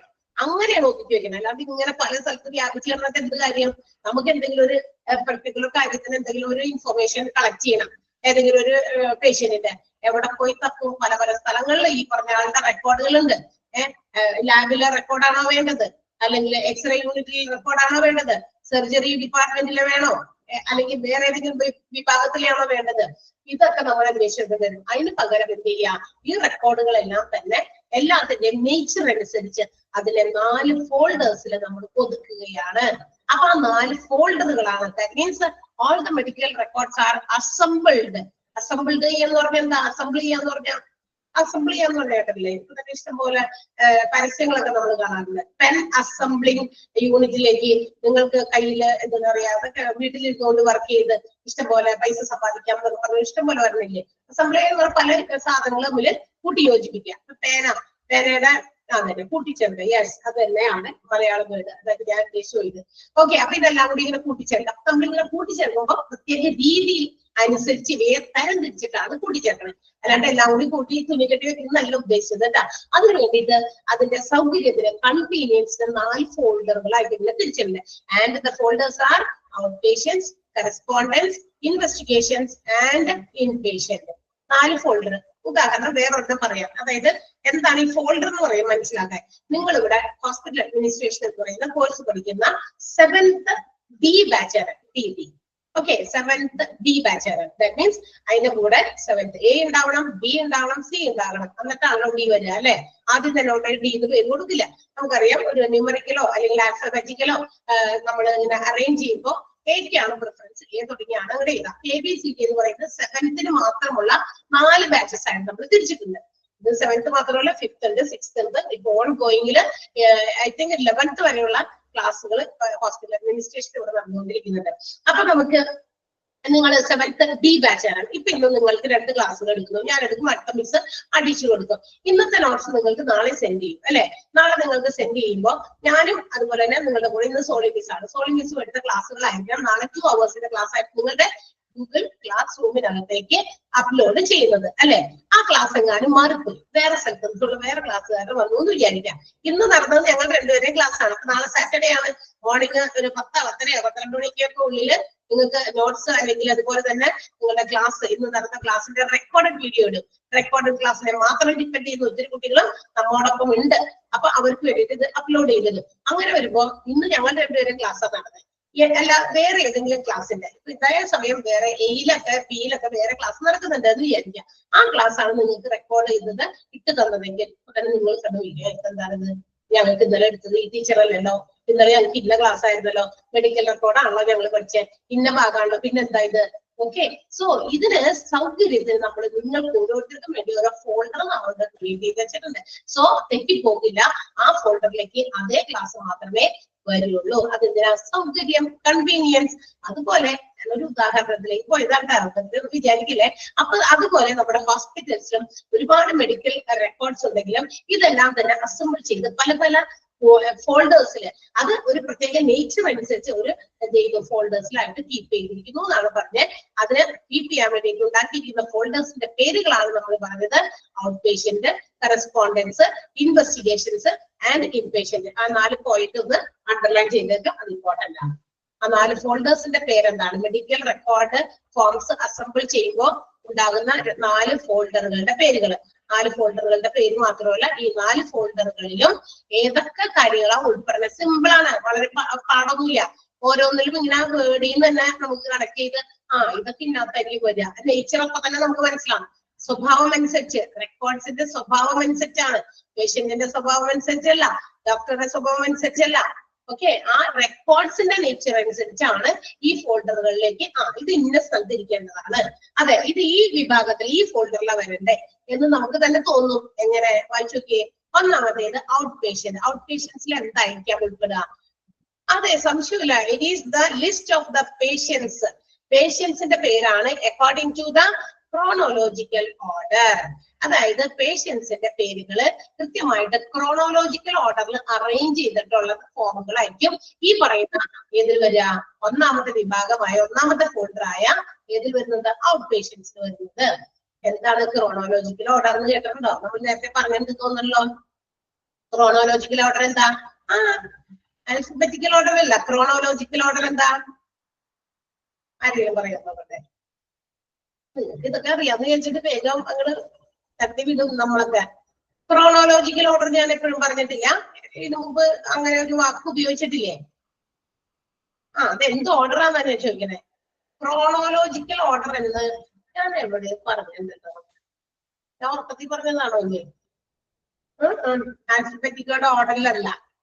നോക്കട്ടെ, പറഞ്ഞു പോയത് നിങ്ങളോടാണോ അല്ലെങ്കിൽ വേറെ ആരെങ്കിലോടാണോ എന്നൊന്ന് നോക്കട്ടെ. എന്താ? യെസ്, അവിടെ ഉത്തരം വന്നു, കറക്റ്റ് ആണ്. അക്കോർഡിംഗ് ടു ടൈം ആണ്. അതെ, കാലക്രമം. അതെ, അക്കോർഡിംഗ് ടു ടൈം. അതാണ് വേർഡ് നമ്മൾ എവിടെയോ നേരത്തെ ഉപയോഗിച്ചു എന്നാണ് എന്റെ ഒരു ഓർമ്മ. ഇല്ലേ? നമ്മൾ പറഞ്ഞിട്ടില്ലേ? ഞാൻ സമ്മതിക്കില്ല. നമ്മൾ പറഞ്ഞിട്ടുണ്ട് അക്കോർഡിംഗ് ടു ടൈം ആണെന്ന് ഞാനന്ന് നിങ്ങളോട് പറഞ്ഞു തന്നിട്ടുണ്ട്. ഓക്കെ, ഇല്ല തോന്നുന്ന. അയ്യോ, ഞാൻ പോയി നോക്കട്ടെ എന്തെങ്കിലും. ക്രോണോളജിക്കൽ ഓർഡർ നമ്മൾ എവിടെയാ പഠിച്ചിരിക്കുന്നേ? ഇപ്പൊ ശരിയായി. നേരത്തെ ഒന്നും ക്ലാസ്സിൽ ചോദിച്ചില്ല, പക്ഷെ ഐ തിങ്ക് അവർക്കൊക്കെ എല്ലാവർക്കും അറിയായിരിക്കും എന്ന് വിചാരിച്ചാണ് അത് വീണ്ടും രണ്ടാമതെടുത്ത് ചോദിച്ചില്ല. കാരണം നമ്മളത് നേരത്തെ പറഞ്ഞ് പോയ ഒരു വേർഡായിട്ട് എനിക്ക് ഫീൽ ചെയ്തു. പറഞ്ഞു ഉത്തരം പറഞ്ഞു, ഞാൻ ജസ്റ്റ് ഒന്നേ നോക്കിയതാ. അതായത് സമയത്തിനനുസരിച്ച് തന്നെ അറേഞ്ച് ചെയ്യുക. അതായത് ഓരോ പേഷ്യൻസും അവിടെ വരുന്ന സമയത്തിനനുസൃതമായിട്ട്, അതായത് ഡേറ്റ്, ടൈം, അതുപോലെ തന്നെ വർഷം എല്ലാം കൃത്യമായിട്ട് റെക്കോർഡ് ചെയ്ത് പേഷ്യൻസിന്റെ പേരടക്കം ലിസ്റ്റ് ആയിട്ട് ഈ ഫോൾഡറിൽ, ഏത് ഫോൾഡറിലാണ് ഉപയോഗിക്കുക നമ്മള്? ഔട്ട് പേഷ്യന്റ് എന്ന് പറയുന്ന ഫോൾഡറിലായിരിക്കാം കീപ്പ് ചെയ്യേണ്ടത്. അതാണ് ഔട്ട് പേഷ്യന്റ്. ഓക്കെ. മെഡിക്കേഷൻ ഷീറ്റിൽ പറഞ്ഞത് ഓക്കെ, അവിടെയും പറഞ്ഞു ഇൻട്രൊഡക്ഷനില്. Okay, yes. അപ്പൊ എവിടെയോ ഞാൻ മെൻഷൻ ചെയ്തതായിട്ട് എനിക്കൊരു ഓർമ്മയുണ്ട്. അതുകൊണ്ടാണ് ഞാൻ നിങ്ങളോട് ചോദിച്ചത്, നിങ്ങളുടേന്ന് അറിയാൻ വേണ്ടിയിട്ട് ചോദിച്ചതാ. ഓക്കെ. വില്ലേജ് ശരിയാണ്. അപ്പൊ നോക്കുക, അപ്പൊ പേഷ്യൻസിന്റെ പേര് അവർ വരുന്നതിനനുസൃതമായിട്ട് ഓരോ പേഷ്യൻസ്, പിന്നെ ഒരാൾ വന്നു, ആളുടെ പേര് ആദ്യം, അത് കഴിഞ്ഞിട്ട് ആളുടെ മറ്റു കാര്യങ്ങൾ ഡീറ്റെയിൽസ് ഒക്കെ നമ്മൾ അവിടെ റെക്കോർഡ് ചെയ്യുന്നു. അത് കഴിഞ്ഞിട്ട് അടുത്ത ടൈമില് ഇപ്പൊ ഇന്ന് കാലത്ത് 10 മണിക്ക് ഒരാൾ വന്നു, 10:30 വേറൊരാൾ വന്നു. അപ്പൊ അങ്ങനെ ഡേറ്റ് വൈസും ടൈം വൈസും ഒക്കെ കൃത്യമായിട്ട് ഓർഡറിൽ കീപ്പ് ചെയ്ത് അവിടെ ഫോൾഡറിൽ സൂക്ഷിക്കുന്നത് ഔട്ട് പേഷ്യന്റ് എന്ന് പറയുന്ന ഫോൾഡറിലാണ്. And next one is correspondence. Correspondence എന്ന് പറയുമ്പോൾ ഇതിനകത്ത് കുറെ ഫോമുകളാണ്. എന്ത് ഫോമുകളാണ്? ഒന്നാമത്തേത് റെഫറൽ ലെറ്റർ. എന്താ റെഫറൽ ലെറ്റർ? നമ്മൾ നേരത്തെ പറഞ്ഞിട്ടുണ്ട്. ഇനി അത് പറഞ്ഞിട്ടില്ല എന്ന് പറയോ? റെഫറൽ ലെറ്റർ പറഞ്ഞിട്ടുണ്ടോ? റെഫറൽ ലെറ്റർ എന്ന് പറഞ്ഞാൽ എന്താ? പറഞ്ഞിട്ടുണ്ട്. ഓക്കെ.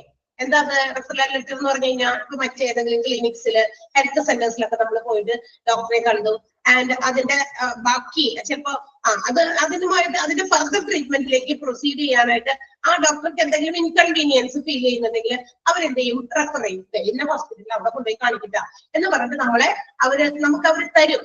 അതായത് കറസ്പോണ്ടൻസ് എന്ന് പറഞ്ഞിട്ടുണ്ടെങ്കിൽ നമ്മളെ മറ്റൊരാളിലേക്ക് കൊടുക്കാൻ വേണ്ടിയിട്ട് എന്താ പറയാ ഇങ്ങനെ അതാണ് ഉദ്ദേശിക്കുന്ന കറസ്പോണ്ടൻസ് എന്ന് പറഞ്ഞാൽ റെഫറിങ്ങിന് വേണ്ടിയിട്ടുള്ളത്.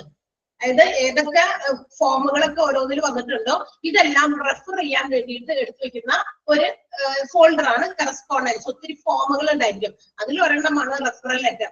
മറ്റു ഡോക്ടർമാര് റെഫർ ചെയ്യുന്നത്, ഇന്ന ഡോക്ടർ ഒന്ന് കാണിക്കൂ, ഇന്ന ഹോസ്പിറ്റലിലേക്ക് പോകുന്നു പറഞ്ഞാൽ അത് ലെറ്റർ ഒക്കെ നമുക്ക് തന്നിടും. അത് ഞാൻ പറഞ്ഞത് 3 കോപ്പീസ് ആണ് അതിന്റെ അവർ ഉണ്ടാക്കുക. റെഫറൽ ലെറ്റർ എഴുതുന്ന doctor 3 copies will be prepared by him. അപ്പൊ അങ്ങനെ എന്ത് ചെയ്യുന്നു? ഒരെണ്ണം പുള്ളിയുടെ കയ്യിൽ തന്നെ വെക്കും, ബാക്കി 2 നമ്മളുടെ കയ്യിൽ തന്നോളൂ. ഇപ്പൊ ഞാനൊരു ക്ലിനിക്കിൽ ഒരു ഡോക്ടറെ കണ്ടു. ഡോക്ടർ പറയണോ, ഇതിപ്പോ കുറച്ച് ഇത്തിരി കൂടി കോംപ്ലിക്കേറ്റഡ് ആണ്, അപ്പൊ നിങ്ങൾ ഇന്ന ഒരു ഡോക്ടറെ പോയി കാണാം, ഞാനൊന്ന് എഴുതി തരാം എന്ന് പറഞ്ഞാൽ നമുക്ക് റെഫറൽ ലെറ്റർ തരും. അന്നേരം പുള്ളിക്കാരൻ അവിടെ ഒരു കോപ്പി വെക്കും, ബാക്കി 2 നമുക്ക് തന്നോളൂ. ആ 2 നമ്മളത് ഹോസ്പിറ്റലിലേക്ക് കൊണ്ടുചെല്ലുമ്പോൾ ആ ഡോക്ടർ അത് വാങ്ങിച്ചിട്ട് അതിൽ നിന്ന് ഒരെണ്ണം ഡോക്ടർ അവിടെ തന്നെ റിട്ടേൺ ചെയ്തിട്ട് അവിടെ വെച്ചിട്ട് ബാക്കി ഒരെണ്ണം അതിൽ നമുക്ക് ട്രീറ്റ്മെന്റ് ഒക്കെ കഴിഞ്ഞ് കഴിയുമ്പോൾ ആ ട്രീറ്റ്മെന്റും തന്നു, എന്തൊക്കെ ട്രീറ്റ്മെന്റ് തന്നു, എന്തൊക്കെ മെഡിക്കേഷൻസ് നമുക്ക് പ്രൊവൈഡ് ചെയ്തു എന്നുള്ള കാര്യങ്ങളൊക്കെ എക്സ്പ്ലെയിൻ ചെയ്തുകൊണ്ട് ഇത് തിരിച്ച് നമ്മുടെ ആരാണോ നമുക്ക് റെഫർ ചെയ്ത് ആ ഡോക്ടർക്ക് തിരിച്ചു കൊടുക്കാൻ വേണ്ടിയിട്ടൊക്കെ തരാറുണ്ട്. ഓക്കെ.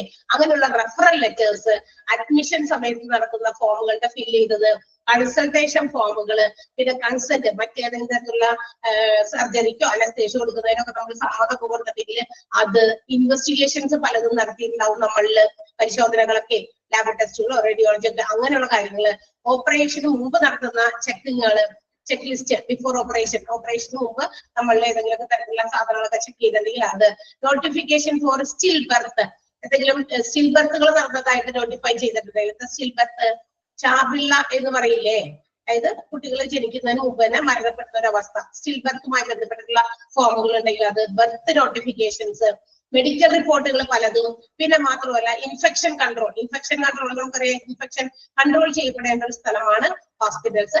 അപ്പൊ നമ്മൾ അവിടെ ഇൻഫെക്റ്റഡ് ആക്കില്ല എന്ന് പറഞ്ഞിട്ടൊക്കെ ചില സമ്മതപത്രങ്ങളൊക്കെ പോലെയൊക്കെ വാങ്ങിക്കാറുണ്ട്. അത്തരം ഫോമുകളൊക്കെ ഫിൽ ചെയ്ത് കൊടുത്തിട്ടുണ്ടെങ്കിൽ അങ്ങനെ, പിന്നെ മറ്റേതെങ്കിലും തരത്തിലുള്ള ഇൻസിഡന്റുകളൊക്കെ നടന്നതിന്റെ റിപ്പോർട്ടുകൾ, ഓൾ ദീസ് റിപ്പോർട്ട്സ് ഇതെല്ലാം നമ്മുടെ റെഫറൻസിന് വേണ്ടി പിന്നീട് നമുക്ക് അതെടുത്ത് ഉപയോഗിച്ച് നോക്കി എന്തെങ്കിലും കാര്യങ്ങൾക്ക് വേണ്ടിയിട്ടൊക്കെ നമ്മൾ എടുത്തു വെക്കുന്നുണ്ട്. അതുകൊണ്ടാണ് അതിന് ആ പേര് വന്നത്, എന്ത് കറസ്പോണ്ടൻസ് എന്ന് പറയുന്ന ഒരു ഫോൾഡർ. ഇതൊക്കെ നമുക്ക് മറിച്ച് നോക്കി കഴിഞ്ഞാൽ ഇതിൽ എന്തൊക്കെ കാര്യങ്ങൾ ഡീറ്റെയിൽസ് ഒക്കെ നമുക്ക് കളക്ട് ചെയ്യാൻ പറ്റും. അപ്പൊ ഇതെല്ലാം അതൊക്കെ ഒരു പ്രത്യേക നേച്ചറാണ്. അതുകൊണ്ട് ഇതെല്ലാം ഏത് ഫോൾഡറിലാണ് വെക്കേണ്ടത്? കറസ്പോണ്ടൻസ് എന്ന് പറയുന്ന ഫോൾഡറിലാണ് വെക്കേണ്ടത്. ഒന്നാമത്തേതില് ഔട്ട് പേഷ്യൻസിന്റെ പേരുകളും വിവരങ്ങളും ടൈമിനനുസരിച്ച് റെക്കോർഡ് ചെയ്ത് വെക്കുന്നു. രണ്ടാമത്തേത് കറസ്പോണ്ടൻസ് ആണ്. അതിനകത്ത് ഒരുപാട് റിപ്പോർട്ടുകളും അതുപോലെ ഫോമുകൾ, അതായത് കൺസെന്റ് ഫോമുകള്, അഡ്മിഷൻ ഫോം, എന്താ പറയാ കൺസൾട്ടേഷൻ ഫോം, അങ്ങനെ റെഫറൽ ലെറ്റേഴ്സ് അങ്ങനെയുള്ള കുറെ കാര്യങ്ങളൊക്കെയാണ് അതിനകത്ത് ഉൾപ്പെടുത്തി വെക്കേണ്ടത്. ക്ലിയർ ആയോ? മനസ്സിലായോ? ഒന്നാമത്തെ രണ്ടാമത്തെ മനസ്സിലായല്ലോ? യെസ്. നെക്സ്റ്റ് വൺ ഇൻവെസ്റ്റിഗേഷൻസ് ആണ്. മൂന്നാമത്തെ ഫോൾഡർ ആണ് ഇൻവെസ്റ്റിഗേഷൻസ്. അപ്പൊ അതെന്തായിരിക്കും?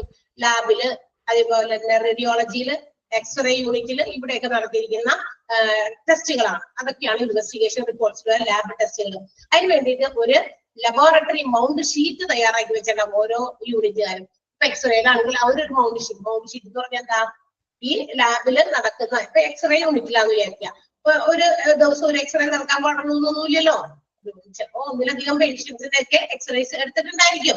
അപ്പൊ ആ എക്സ്റേസ് ഒക്കെ പേര് സഹിതം അവർക്ക് ഏത് ഭാഗത്താണ് എക്സ്റേ നടത്തിയത് അതിനെ കുറിച്ചുള്ള ഡീറ്റെയിൽസ് അവരൊരു ഷീറ്റാക്കി തയ്യാറാക്കി. ഇന്നെല്ലാം റെക്കോർഡ് ചെയ്യുന്നത് കമ്പ്യൂട്ടേഴ്സിലാണ്. അപ്പൊ അവർക്ക് വേണ്ടിയിട്ട് ആ ഒരു ഷീറ്റിൽ ഓപ്പൺ ചെയ്ത് അവരതൊക്കെ അപ്പൊ തന്നെ റെക്കോർഡ് ചെയ്തിരിക്കുന്നു. അതിനുവേണ്ടി ഡിസൈൻ ചെയ്തിരിക്കുന്ന ഒരു ഷീറ്റ്. ലാബ് ടെസ്റ്റുകളുടെ റിപ്പോർട്ടുകളിലെ സേവ് ചെയ്യാൻ, ഫീഡ് ചെയ്യാൻ വേണ്ടിയിട്ട് ഉപയോഗിക്കുന്ന ഷീറ്റുകൾ, അതിനെയാണ് നമ്മള് അതിനുവേണ്ടി ഡിസൈൻ ചെയ്തിരിക്കുന്ന ഷീറ്റ്. അതിനെയാണ് ലാബ് മൗണ്ട് ഷീറ്റ് അല്ലെങ്കിൽ ലബോറട്ടറി മൗണ്ട് ഷീറ്റ് എന്ന് വിളിക്കുക.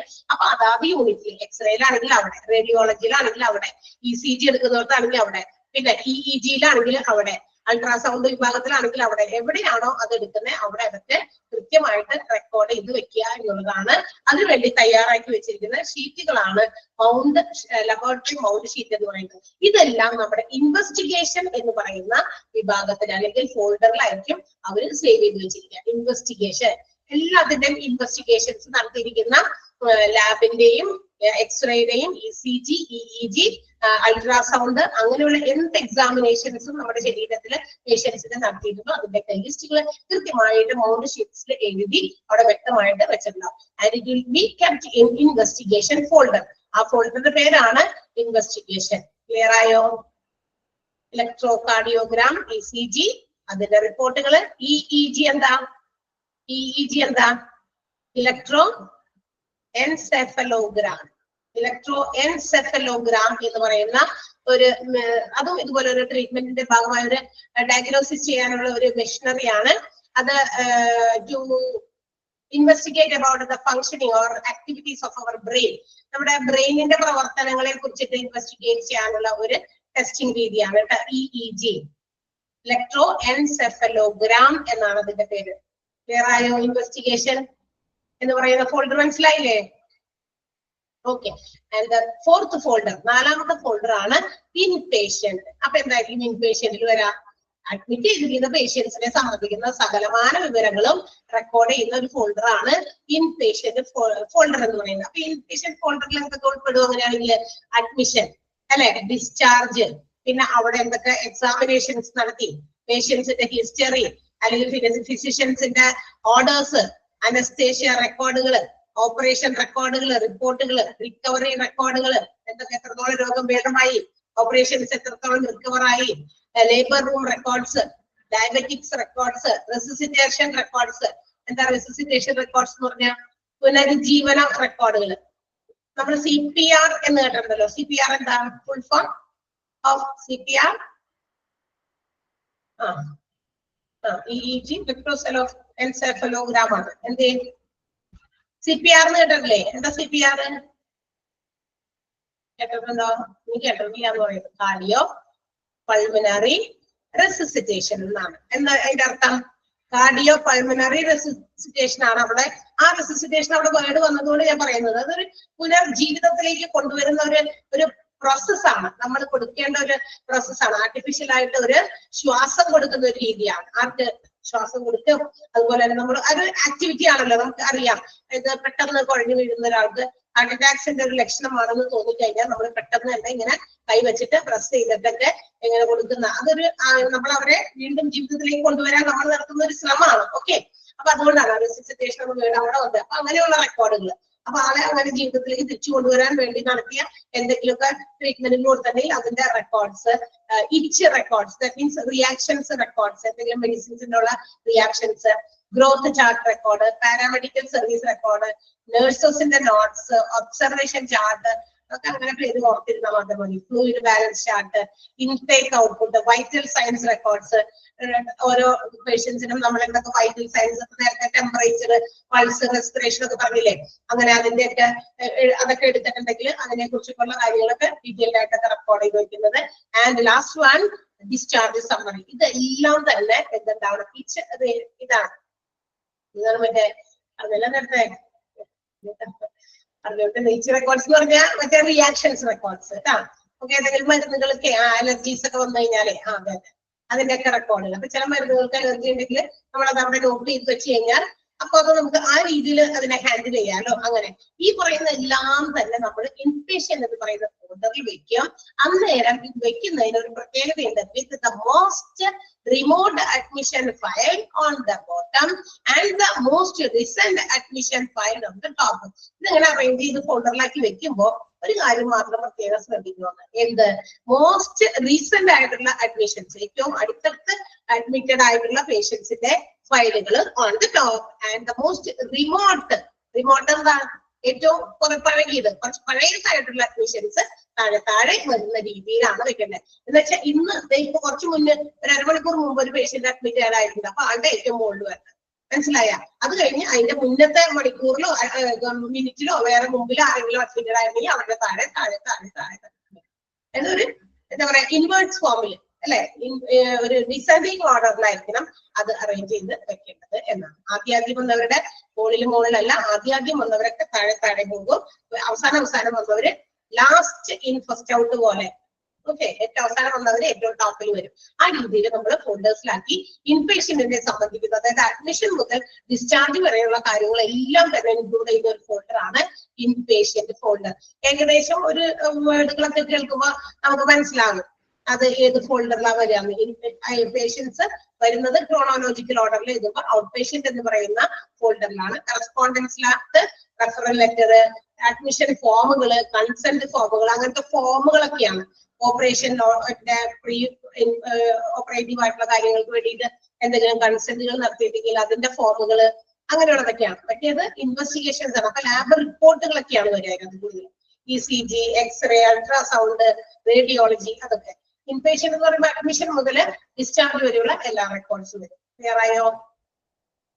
അങ്ങനെ ഒരു ഹോസ്പിറ്റൽസിൽ ഉണ്ടാകുന്ന എല്ലാ മെഡിക്കൽ ഇൻഫോർമേഷൻസും ഈ 4 ഫോൾഡറുകളിൽ ഏതെങ്കിലും ഒക്കെയുള്ള ഹെഡുകളിലായിരിക്കും വരിക. എല്ലാം പലയിടത്തായിട്ട് സ്പ്രെഡ് ചെയ്ത് കിടക്കാതെ ഈ 4 ഫോൾഡറിൽ. അപ്പൊ നമുക്ക് എന്തെങ്കിലും ഇപ്പൊ റെഫറൽ ലെറ്റർ നോക്കണം, ഏത് ഫോൾഡറിൽ പോയി തപ്പണം? ഞാൻ പറഞ്ഞേ, റെഫറൽ ലെറ്റർ നോക്കണം. In which folder we have to search for referral letter? ഏതെങ്കിലും ഒരു പേഷ്യന്റിന് നോക്കണം. നമ്മൾ എവിടെ പോകണം? കറസ്പോണ്ടൻസ് എന്ന് പറയുന്ന ഫോൾഡറിൽ പോയി ക്ലിക്ക് ചെയ്യുക. ഏത് പേഷ്യന്റ് ആണോ അവരുടെ പേരോ അല്ലെങ്കിൽ നമ്പറോ ഒക്കെ അടിച്ചു കൊടുത്ത് നമുക്ക് പെട്ടെന്ന് ആക്സസ് ചെയ്യാൻ പറ്റും ആ ഒരു ഡാറ്റ. മനസ്സിലായോ? അങ്ങനെ അതിന് വേണ്ടിയിട്ട്. ഓക്കെ, ആൻഡ് നെക്സ്റ്റ് ടോപ്പിക്കിലേക്ക് നമുക്ക് പോകാം. Filing methods and storage of medical records. അപ്പൊ നമ്മള് നമ്മുടെ മെഡിക്കൽ റെക്കോർഡുകളെല്ലാം അസംബിൾ ചെയ്ത് 4 ഫോൾഡറിലാക്കി ഇങ്ങനെ വെച്ചേക്കാം കേട്ടോ.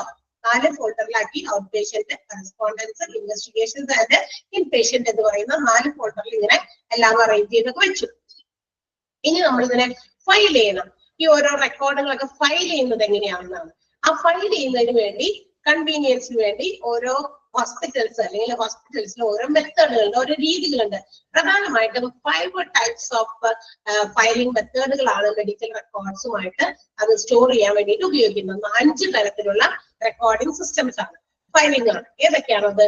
1 serial numbering and filing system, 2 unit numbering and filing system, 3 straight numeric filing, 4 terminal digit filing and the 5th one middle digit filing എന്ന് പറയുന്നത്. അങ്ങനെ 5 നമ്പറിംഗ് സിസ്റ്റം അല്ലെങ്കിൽ 5 മെത്തേഡുകളിൽ നമ്മുടെ മെഡിക്കൽ റെക്കോർഡ്സ് സ്റ്റോർ ചെയ്യാൻ പറ്റും. ഓക്കെ, എത്ര മെത്തേഡ് ഉണ്ടെന്നുള്ളത് ഇമ്പോർട്ടന്റ് ആണ്. ആ മെത്തേഡുകളുടെ പേര് ഇമ്പോർട്ടന്റ് ആണ്. അണ്ടർലൈൻ ചെയ്തേക്കുക അല്ലെങ്കിൽ ടിക്ക് ചെയ്തേക്കുക.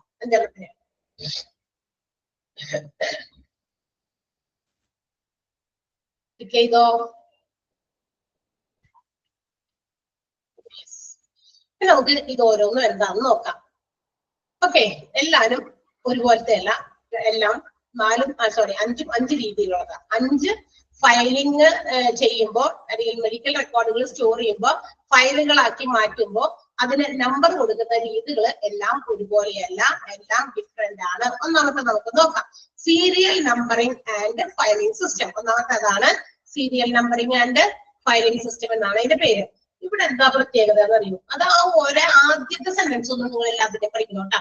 എല്ലാത്തിലെയും ആദ്യത്തെ പോയിന്റ്, ഒന്നാമത്തെ പോയിന്റ്, ഓരോ കുത്തിട്ട് പോയിന്റ് എന്നിട്ടില്ലേ, ഫസ്റ്റ് പോയിന്റിനകത്ത് അതിന്റെ ആ ഒരു എക്സ്പ്ലനേഷന്റെ ആ ഒരു കാര്യം എല്ലാം ഉണ്ട്, അതിനകത്ത് ഉൾപ്പെട്ടിട്ടുണ്ട്. ഒരു പോയിന്റ് കേട്ട് കഴിയുമ്പോൾ തന്നെ ഏകദേശം കാര്യം ക്ലിക്കായി നമുക്ക്.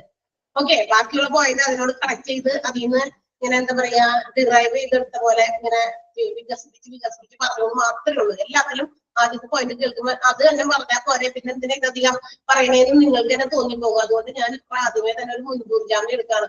ഫസ്റ്റ് പോയിന്റ് നിങ്ങൾ എല്ലാത്തിന്റെയും നോട്ട് ചെയ്തേക്കാം, അണ്ടർലൈൻ ചെയ്തേക്കാം ഇപ്പൊ തന്നെ.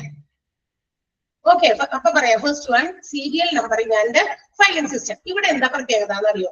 ഈ ഒരു മെത്തേഡാണ് ഫോളോ ചെയ്യുന്നതെങ്കിൽ each and every patient when they are admitted or when visiting a hospital for the first time, each and every time there will be provided a number. ഒരു ഹോസ്പിറ്റലിൽ ഒരു പേഷ്യന്റ് പോകുമ്പോഴേ ഓരോ പ്രാവശ്യം അവർ ഹോസ്പിറ്റൽസിലേക്ക് വിസിറ്റ് ചെയ്യാന്ന് വെച്ചാൽ ഹോസ്പിറ്റലിൽ നമുക്ക് രോഗത്തിന് വേണ്ടി ചികിത്സിക്കാനായിട്ട് ട്രീറ്റ്മെന്റിന് വേണ്ടി പോകുമ്പോ അല്ലെങ്കിൽ അഡ്മിറ്റ് ചെയ്യപ്പെടുമ്പോ ഓരോ സമയത്ത് ഓരോ നമ്പറുകളുണ്ട്. ഓരോ ഡിഫറെന്റ് നമ്പേഴ്സ് ആണ് ഓരോ പ്രാവശ്യം ചെല്ലുമ്പോൾ കൊടുക്കുന്നത്, ഒരു നമ്പർ അല്ലാന്ന്. ഓക്കെ, അങ്ങനെ വരുമ്പോ എന്ത് പറ്റും? ബാക്കിയുള്ള കാര്യങ്ങൾ അതിന്റെ ഡിപ്പെൻഡ് ചെയ്ത് വന്നിട്ട് പോയിന്റുകളാണ്. അങ്ങനെ ഓരോ ദിവസവും അല്ലെങ്കിൽ ഓരോ പ്രാവശ്യവും നമ്മള് ഹോസ്പിറ്റൽസിൽ ഇപ്പോ when we are getting different numbers, ഓരോ നമ്പറുകൾ നമുക്ക് കിട്ടുന്നത് കൊണ്ട് we will be registered different times. നമ്മുടെ പേരുകൾ അവിടെ രജിസ്റ്ററുകളിൽ പല പ്രാവശ്യം ആവർത്തിക്കപ്പെട്ടു വരും. അങ്ങനെ വരുമ്പോൾ എന്ത് സംഭവിക്കും? each patient will have more than one record. അങ്ങനെ വരുമ്പോ ഓരോ പേഷ്യൻസിനും കൂടുതൽ റെക്കോർഡുകൾ അവിടെ ഉണ്ടാകും. അപ്പൊ അവരെന്ത് ചെയ്യും? ഓരോ പേഷ്യന്റിന്റെയും ഓരോ റെക്കോർഡുകളും എവിടേക്കാണോ ഉള്ളത് അവിടെയൊക്കെ ഫയൽ ചെയ്ത് വെക്കും. അവിടെ ഇരുന്നോട്ടെ, മനസ്സിലായ? ഇപ്പൊ മിസ്റ്റർ എക്സ് എന്ന് പറയുന്ന ഒരാള് ഒരു ഹോസ്പിറ്റലിലേക്ക് പോകുന്നു. അപ്പൊ അന്നേരം ചെന്നപ്പോ തന്നെ പുള്ളിക്കാരന് ഒരു നമ്പർ കൊടുത്തു, ട്രീറ്റ്മെന്റ് ഒക്കെ കൊടുത്തു. പോയി ഒരു 2-3 മാസം കഴിയുമ്പോ വേറൊരു രോഗമായിട്ട് ആ ഹോസ്പിറ്റലിൽ മറ്റൊരു ഡിപ്പാർട്ട്മെന്റിൽ വരുന്നു. അന്നേരം പുള്ളിക്ക് വേറൊരു നമ്പർ കൊടുത്തു.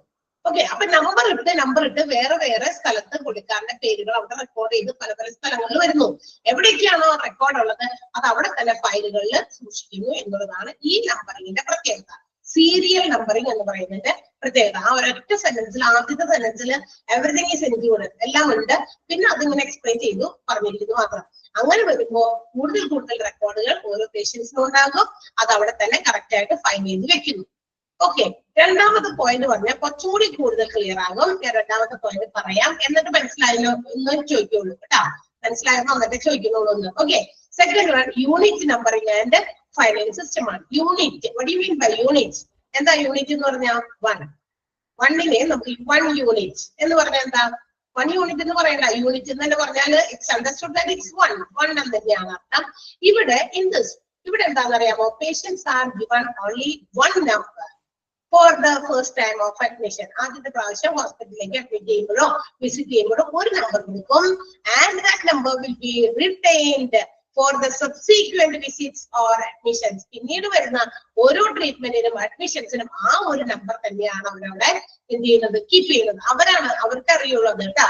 ആ നമ്പർ എങ്ങനെ സൂക്ഷിക്കണമെന്ന്, ഏത് മെത്തേഡ് അപ്ലൈ ചെയ്യുന്നത് ഹോസ്പിറ്റൽസിന് അവർക്കറിയാം, നമുക്കറിയേണ്ട ആവശ്യമില്ലാതെ. നമുക്കൊരു ചീട്ട് അതുകൊണ്ട് അവരുടെ റെക്കോർഡ്സിൽ അവർ അന്നേരം നോക്കും, നേരത്തെ ഇവിടെ ഹോസ്പിറ്റലിൽ വന്നിട്ടുണ്ടോ? ഉണ്ട്. അപ്പൊ നിങ്ങൾ എപ്പോഴാണ് എന്നാണ് വന്നത്? അപ്പൊ ഡീറ്റെയിൽസ് ചോദിക്കും, അല്ലെങ്കിൽ നമ്മുടെ ചീട്ടിന്റെ നമ്പർ ചോദിക്കും. അപ്പൊ അവരവിടെ പോയി നോക്കും, ഇന്ന ദിവസം ആ നമ്പറിൽ നിന്ന് തന്നെ എടുത്ത് നമുക്ക് വീണ്ടും കാണാനുള്ള അവസരം തരുന്നു. ഏതില്? യൂണിറ്റ് നമ്പറിൽ. Because they are not satisfied to keep any other records. Different ഡിപ്പാർട്ട്മെന്റ്സിൽ പല റെക്കോർഡായിട്ട് വെക്കാൻ അവർക്ക് താല്പര്യമില്ല. അപ്പൊ അങ്ങനെയുള്ളവർക്ക് എന്ത് ചെയ്യാം? യൂണിറ്റ് നമ്പറിംഗ് എന്ന് പറയുന്ന ആ ഒരു സിസ്റ്റം ഫോളോ ചെയ്യാം. അപ്പൊ ആ നമ്പർ നോക്കി അതേ നമ്പർ ഉപയോഗിച്ച് നമുക്ക് വീണ്ടും അടുത്ത വിസിറ്റുകളോ അഡ്മിഷൻസോ നടത്താം. ഓക്കെ, മെഡിക്കൽ റെക്കോർഡുകൾ കീപ്പ് ചെയ്യുമ്പോൾ അവര് നമുക്ക് വേണ്ടിയിട്ട് സൂക്ഷിക്കുന്ന നമ്പറാണ്.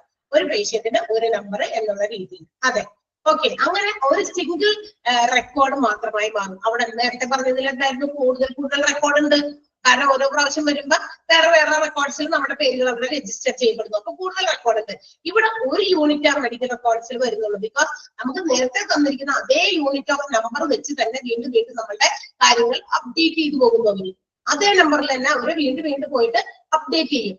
ഓക്കെ, അങ്ങനെ വരുമ്പോൾ we will have only 1 record. ഓരോ പേഷ്യൻസിനും ഒരു റെക്കോർഡ് മാത്രമേ ഉണ്ടാകുന്നുള്ളൂ. All the data will be collected or gathered to this particular record. ഈ പറയുന്ന ഒറ്റ റെക്കോർഡിലേക്ക്, ഈ സിംഗിൾ റെക്കോർഡിലേക്ക് ബാക്കി അതുമായി കണക്ട് ചെയ്യുന്ന എല്ലാ ഡാറ്റാസും കൊണ്ട് അവർ എന്ത് ചെയ്യും, ഗ്യാദർ ചെയ്ത് വെക്കും.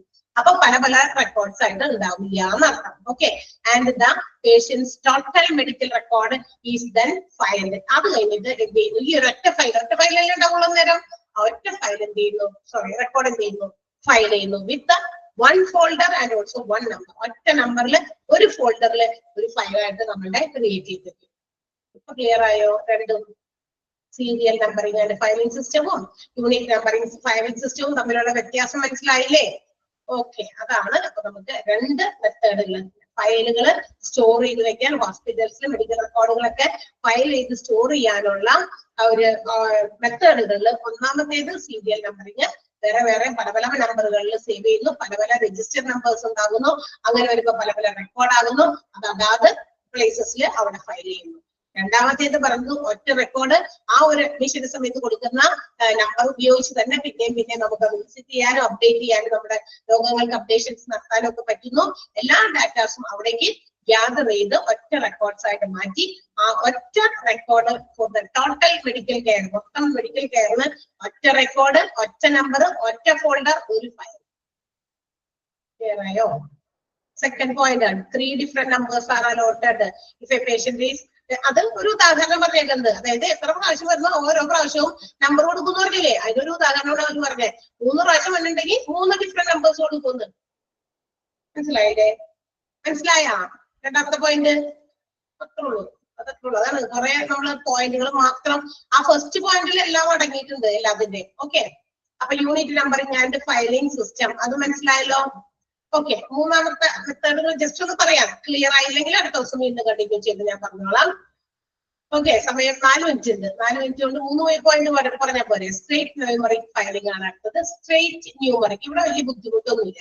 കാരണം ഇതൊരു അക്യുറേറ്റ് ആയിട്ടുള്ള രീതിയിൽ ക്രോണോളജിക്കൽ ഓർഡറിൽ മെഡിക്കൽ റെക്കോർഡ് നമ്പറുകളുടെ അടിസ്ഥാനത്തിൽ കൃത്യമായിട്ട് അവിടുത്തെ മെഡിക്കൽ റെക്കോർഡുകളുടെ ആ നമ്പറിന്റെ അടിസ്ഥാനത്തിൽ, അതും മാത്രമല്ല chronological order according to time തന്നെ ഒരു സ്ട്രേറ്റ് ന്യൂമറിക് അതായത് നമ്പർ ആണ് ഇങ്ങനെ കൊടുത്തിരിക്കുക. നമ്പർ കൊടുത്തിട്ടുണ്ടാവുന്ന ഓരോന്നിനും കൃത്യമായിട്ട് ഒരു സീക്വൻഷ്യൽ ഓർഡറിൽ, ഒരു കണ്ടിന്യൂസ് കോൺസിക്യൂട്ടീവ് ഓർഡറിൽ കൊടുത്തിട്ടുണ്ട്. കോൺസിക്യൂട്ടീവ് എന്ന് പറഞ്ഞു കഴിഞ്ഞാൽ എന്താണ്? കോൺസിക്യൂട്ടീവ് എന്ന് പറഞ്ഞാൽ അടുത്തടുത്താന്ന് പറയില്ലേ നമ്മള്, കോൺസിക്യൂട്ടീവ് നമ്പേഴ്സ്.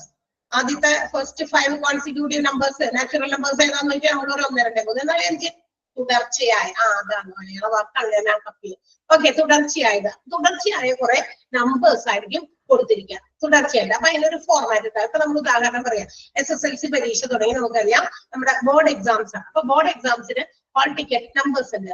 സ്കൂളുകൾക്ക് എങ്ങനെയാ ഒരു ഹോൾ ടിക്കറ്റ് നമ്പർ നിങ്ങൾ എടുത്ത് കുട്ടികളുടെയോ നമുക്ക് അധികം പരിചയമുള്ളവരെയൊക്കെ എടുത്തൊന്ന് നോക്കിയാൽ കാണാം. ആദ്യത്തെ കുറച്ച് ഡിജിറ്റ്സ് സെയിം ആയിരിക്കും, ആൻഡ് ലാസ്റ്റത്തെ ചിലപ്പോ 3 ഡിജിറ്റ് തുടങ്ങിയുള്ളത് മാറി മാറി വരും. ഓക്കെ, ആ ഒരു പാറ്റേണിൽ കോൺസിക്യൂട്ടീവ് എൻഡിൽ വരുന്ന 2 ഡിജിറ്റുകളാകാം, ചിലപ്പോ 3 ഡിജിറ്റുകളാകാം, ചിലപ്പോ 4 ഡിജിറ്റുകളാകാം. അത് മാത്രം മാറി മാറി വരും. ഓക്കെ, അത് മാറി മാറി വരുന്നത് തോന്നിയ പോലെയല്ല, അതൊരു കോൺസിക്യൂട്ടീവ് ഓർഡറിലായിരിക്കും, തുടർച്ചയായ അക്കങ്ങളായിട്ടായിരിക്കും പറഞ്ഞിരിക്കുക. അതുകൊണ്ടാണ് ആ പേര് അങ്ങനെ പറഞ്ഞത് സ്ട്രേറ്റ് ന്യൂമറിക് ഫയലിംഗ് എന്ന് പറയുന്നത്. ഇവിടെ ഉദാഹരണം കൊടുത്തിട്ടുണ്ട്. നമ്പർ ലൈക്ക് ദിസ് 1, 2, 3, 4 1, 2, 3, 4 എന്ന് തുടർച്ചയായി വന്നിരിക്കുന്നു. പിന്നെ വന്ന നമ്പറിലേക്ക് ഒന്ന് ശ്രദ്ധിച്ചാൽ നിങ്ങൾക്ക് കാണാം 12, 13, 14 അല്ലെ. 1,23,412 1,23,412 എന്നാണ് ആദ്യത്തെ നമ്പർ കിടക്കുന്നത്. 1,23,400 വരെ എല്ലാവർക്കും ഒരുപോലെ തന്നെയാണ്. പിന്നെ വന്ന 12, 13, 14, 15 ഒക്കെ ആ 2 ഡിജിറ്റുകൾ മാറിക്കൊണ്ടിരിക്കുന്നു എന്ന് കാണാൻ സാധിക്കും. So it's very easy to pull out a number when the records are consecutively numbered. നമുക്കറിയാം ഇങ്ങനെ കോൺസിക്യൂട്ടീവ് നമ്പർ വെച്ചേക്കുന്നതുകൊണ്ട് എളുപ്പമല്ലേ. 12ന്റെ നമ്പർ മാത്രം വലിച്ചെടുക്കാം, 15 ആണോ ആവശ്യം 15 മാത്രം വലിച്ചെടുക്കാം അല്ലെ. ഈസി ആയിട്ടൊരു മെത്തേഡാണ് സ്ട്രേറ്റ് ന്യൂമറിക് ഫയലിംഗ് എന്ന് പറയുന്നത്. ക്ലിയർ ആയോ? ആദ്യത്തെ സെന്റൻസ് അണ്ടർലൈൻ ചെയ്തേക്കണേ. സ്ട്രേറ്റ് ന്യൂമറിക്കിന്റെ ആദ്യത്തെ പോയിന്റ് ഒന്ന് അണ്ടർലൈൻ ചെയ്യാം. നമ്മൾ 3 മെത്തേഡുകൾ പഠിച്ചു. ഫയലിംഗിന്റെ ആ ഒരു നമ്പർ ഇടുന്ന അല്ലെങ്കിൽ ഫയലിംഗ് സ്റ്റോർ ചെയ്യുന്നതുമായിട്ട്, ഫയൽസ് സ്റ്റോർ ചെയ്യുന്നതുമായിട്ടുള്ള അറേഞ്ച്മെന്റുകൾ മെത്തേഡുകൾ 3 നമ്മൾ പറഞ്ഞു. ആ 3 നന്നായിട്ട് പഠിക്കുക. അണ്ടർലൈൻ ചെയ്യാൻ പറഞ്ഞത് അണ്ടർലൈൻ ചെയ്ത് തന്നെ പഠിക്കുക കേട്ടാ. പെട്ടെന്ന് മനസ്സിലാവുന്ന രീതിയിൽ. ഇനിയുള്ളത് അതിനേക്കാൾ എളുപ്പം. ക്ലിയർ അല്ലേ? മനസ്സിലായല്ലോ എല്ലാവർക്കും? ഇന്നെടുത്തത് ഓക്കെ, ഹാപ്പി ആയോ എല്ലാവരും? ഹാപ്പി ആണോ? എടുത്ത ഒരു ക്ലാസ് കഴിഞ്ഞ് കഴിയുമ്പോൾ നമുക്ക് ഹാപ്പി ആണോ എന്ന് ചോദിക്കുന്നതിന്റെ അർത്ഥം നമുക്കത് കൃത്യമായിട്ട് എല്ലാം കിട്ടിയോ എന്നറിയാൻ വേണ്ടിയിട്ടാണ് കേട്ടാ. നമ്മുടെ ഒരു സാറ്റിസ്ഫാക്ഷനെ വേറെ ഇരുന്ന് പറഞ്ഞിട്ട് ഈ കുട്ടികൾക്കൊന്നും ഗ്രഹിച്ചില്ല എന്ന് പറയുമ്പോൾ നമുക്കൊരു ബുദ്ധിമുട്ടുണ്ടല്ല, അതുകൊണ്ടാണ് ചോദിച്ചത്. ഓക്കെ, നന്നായിട്ട് വായിച്ച് നോക്കാം. ഓക്കെ.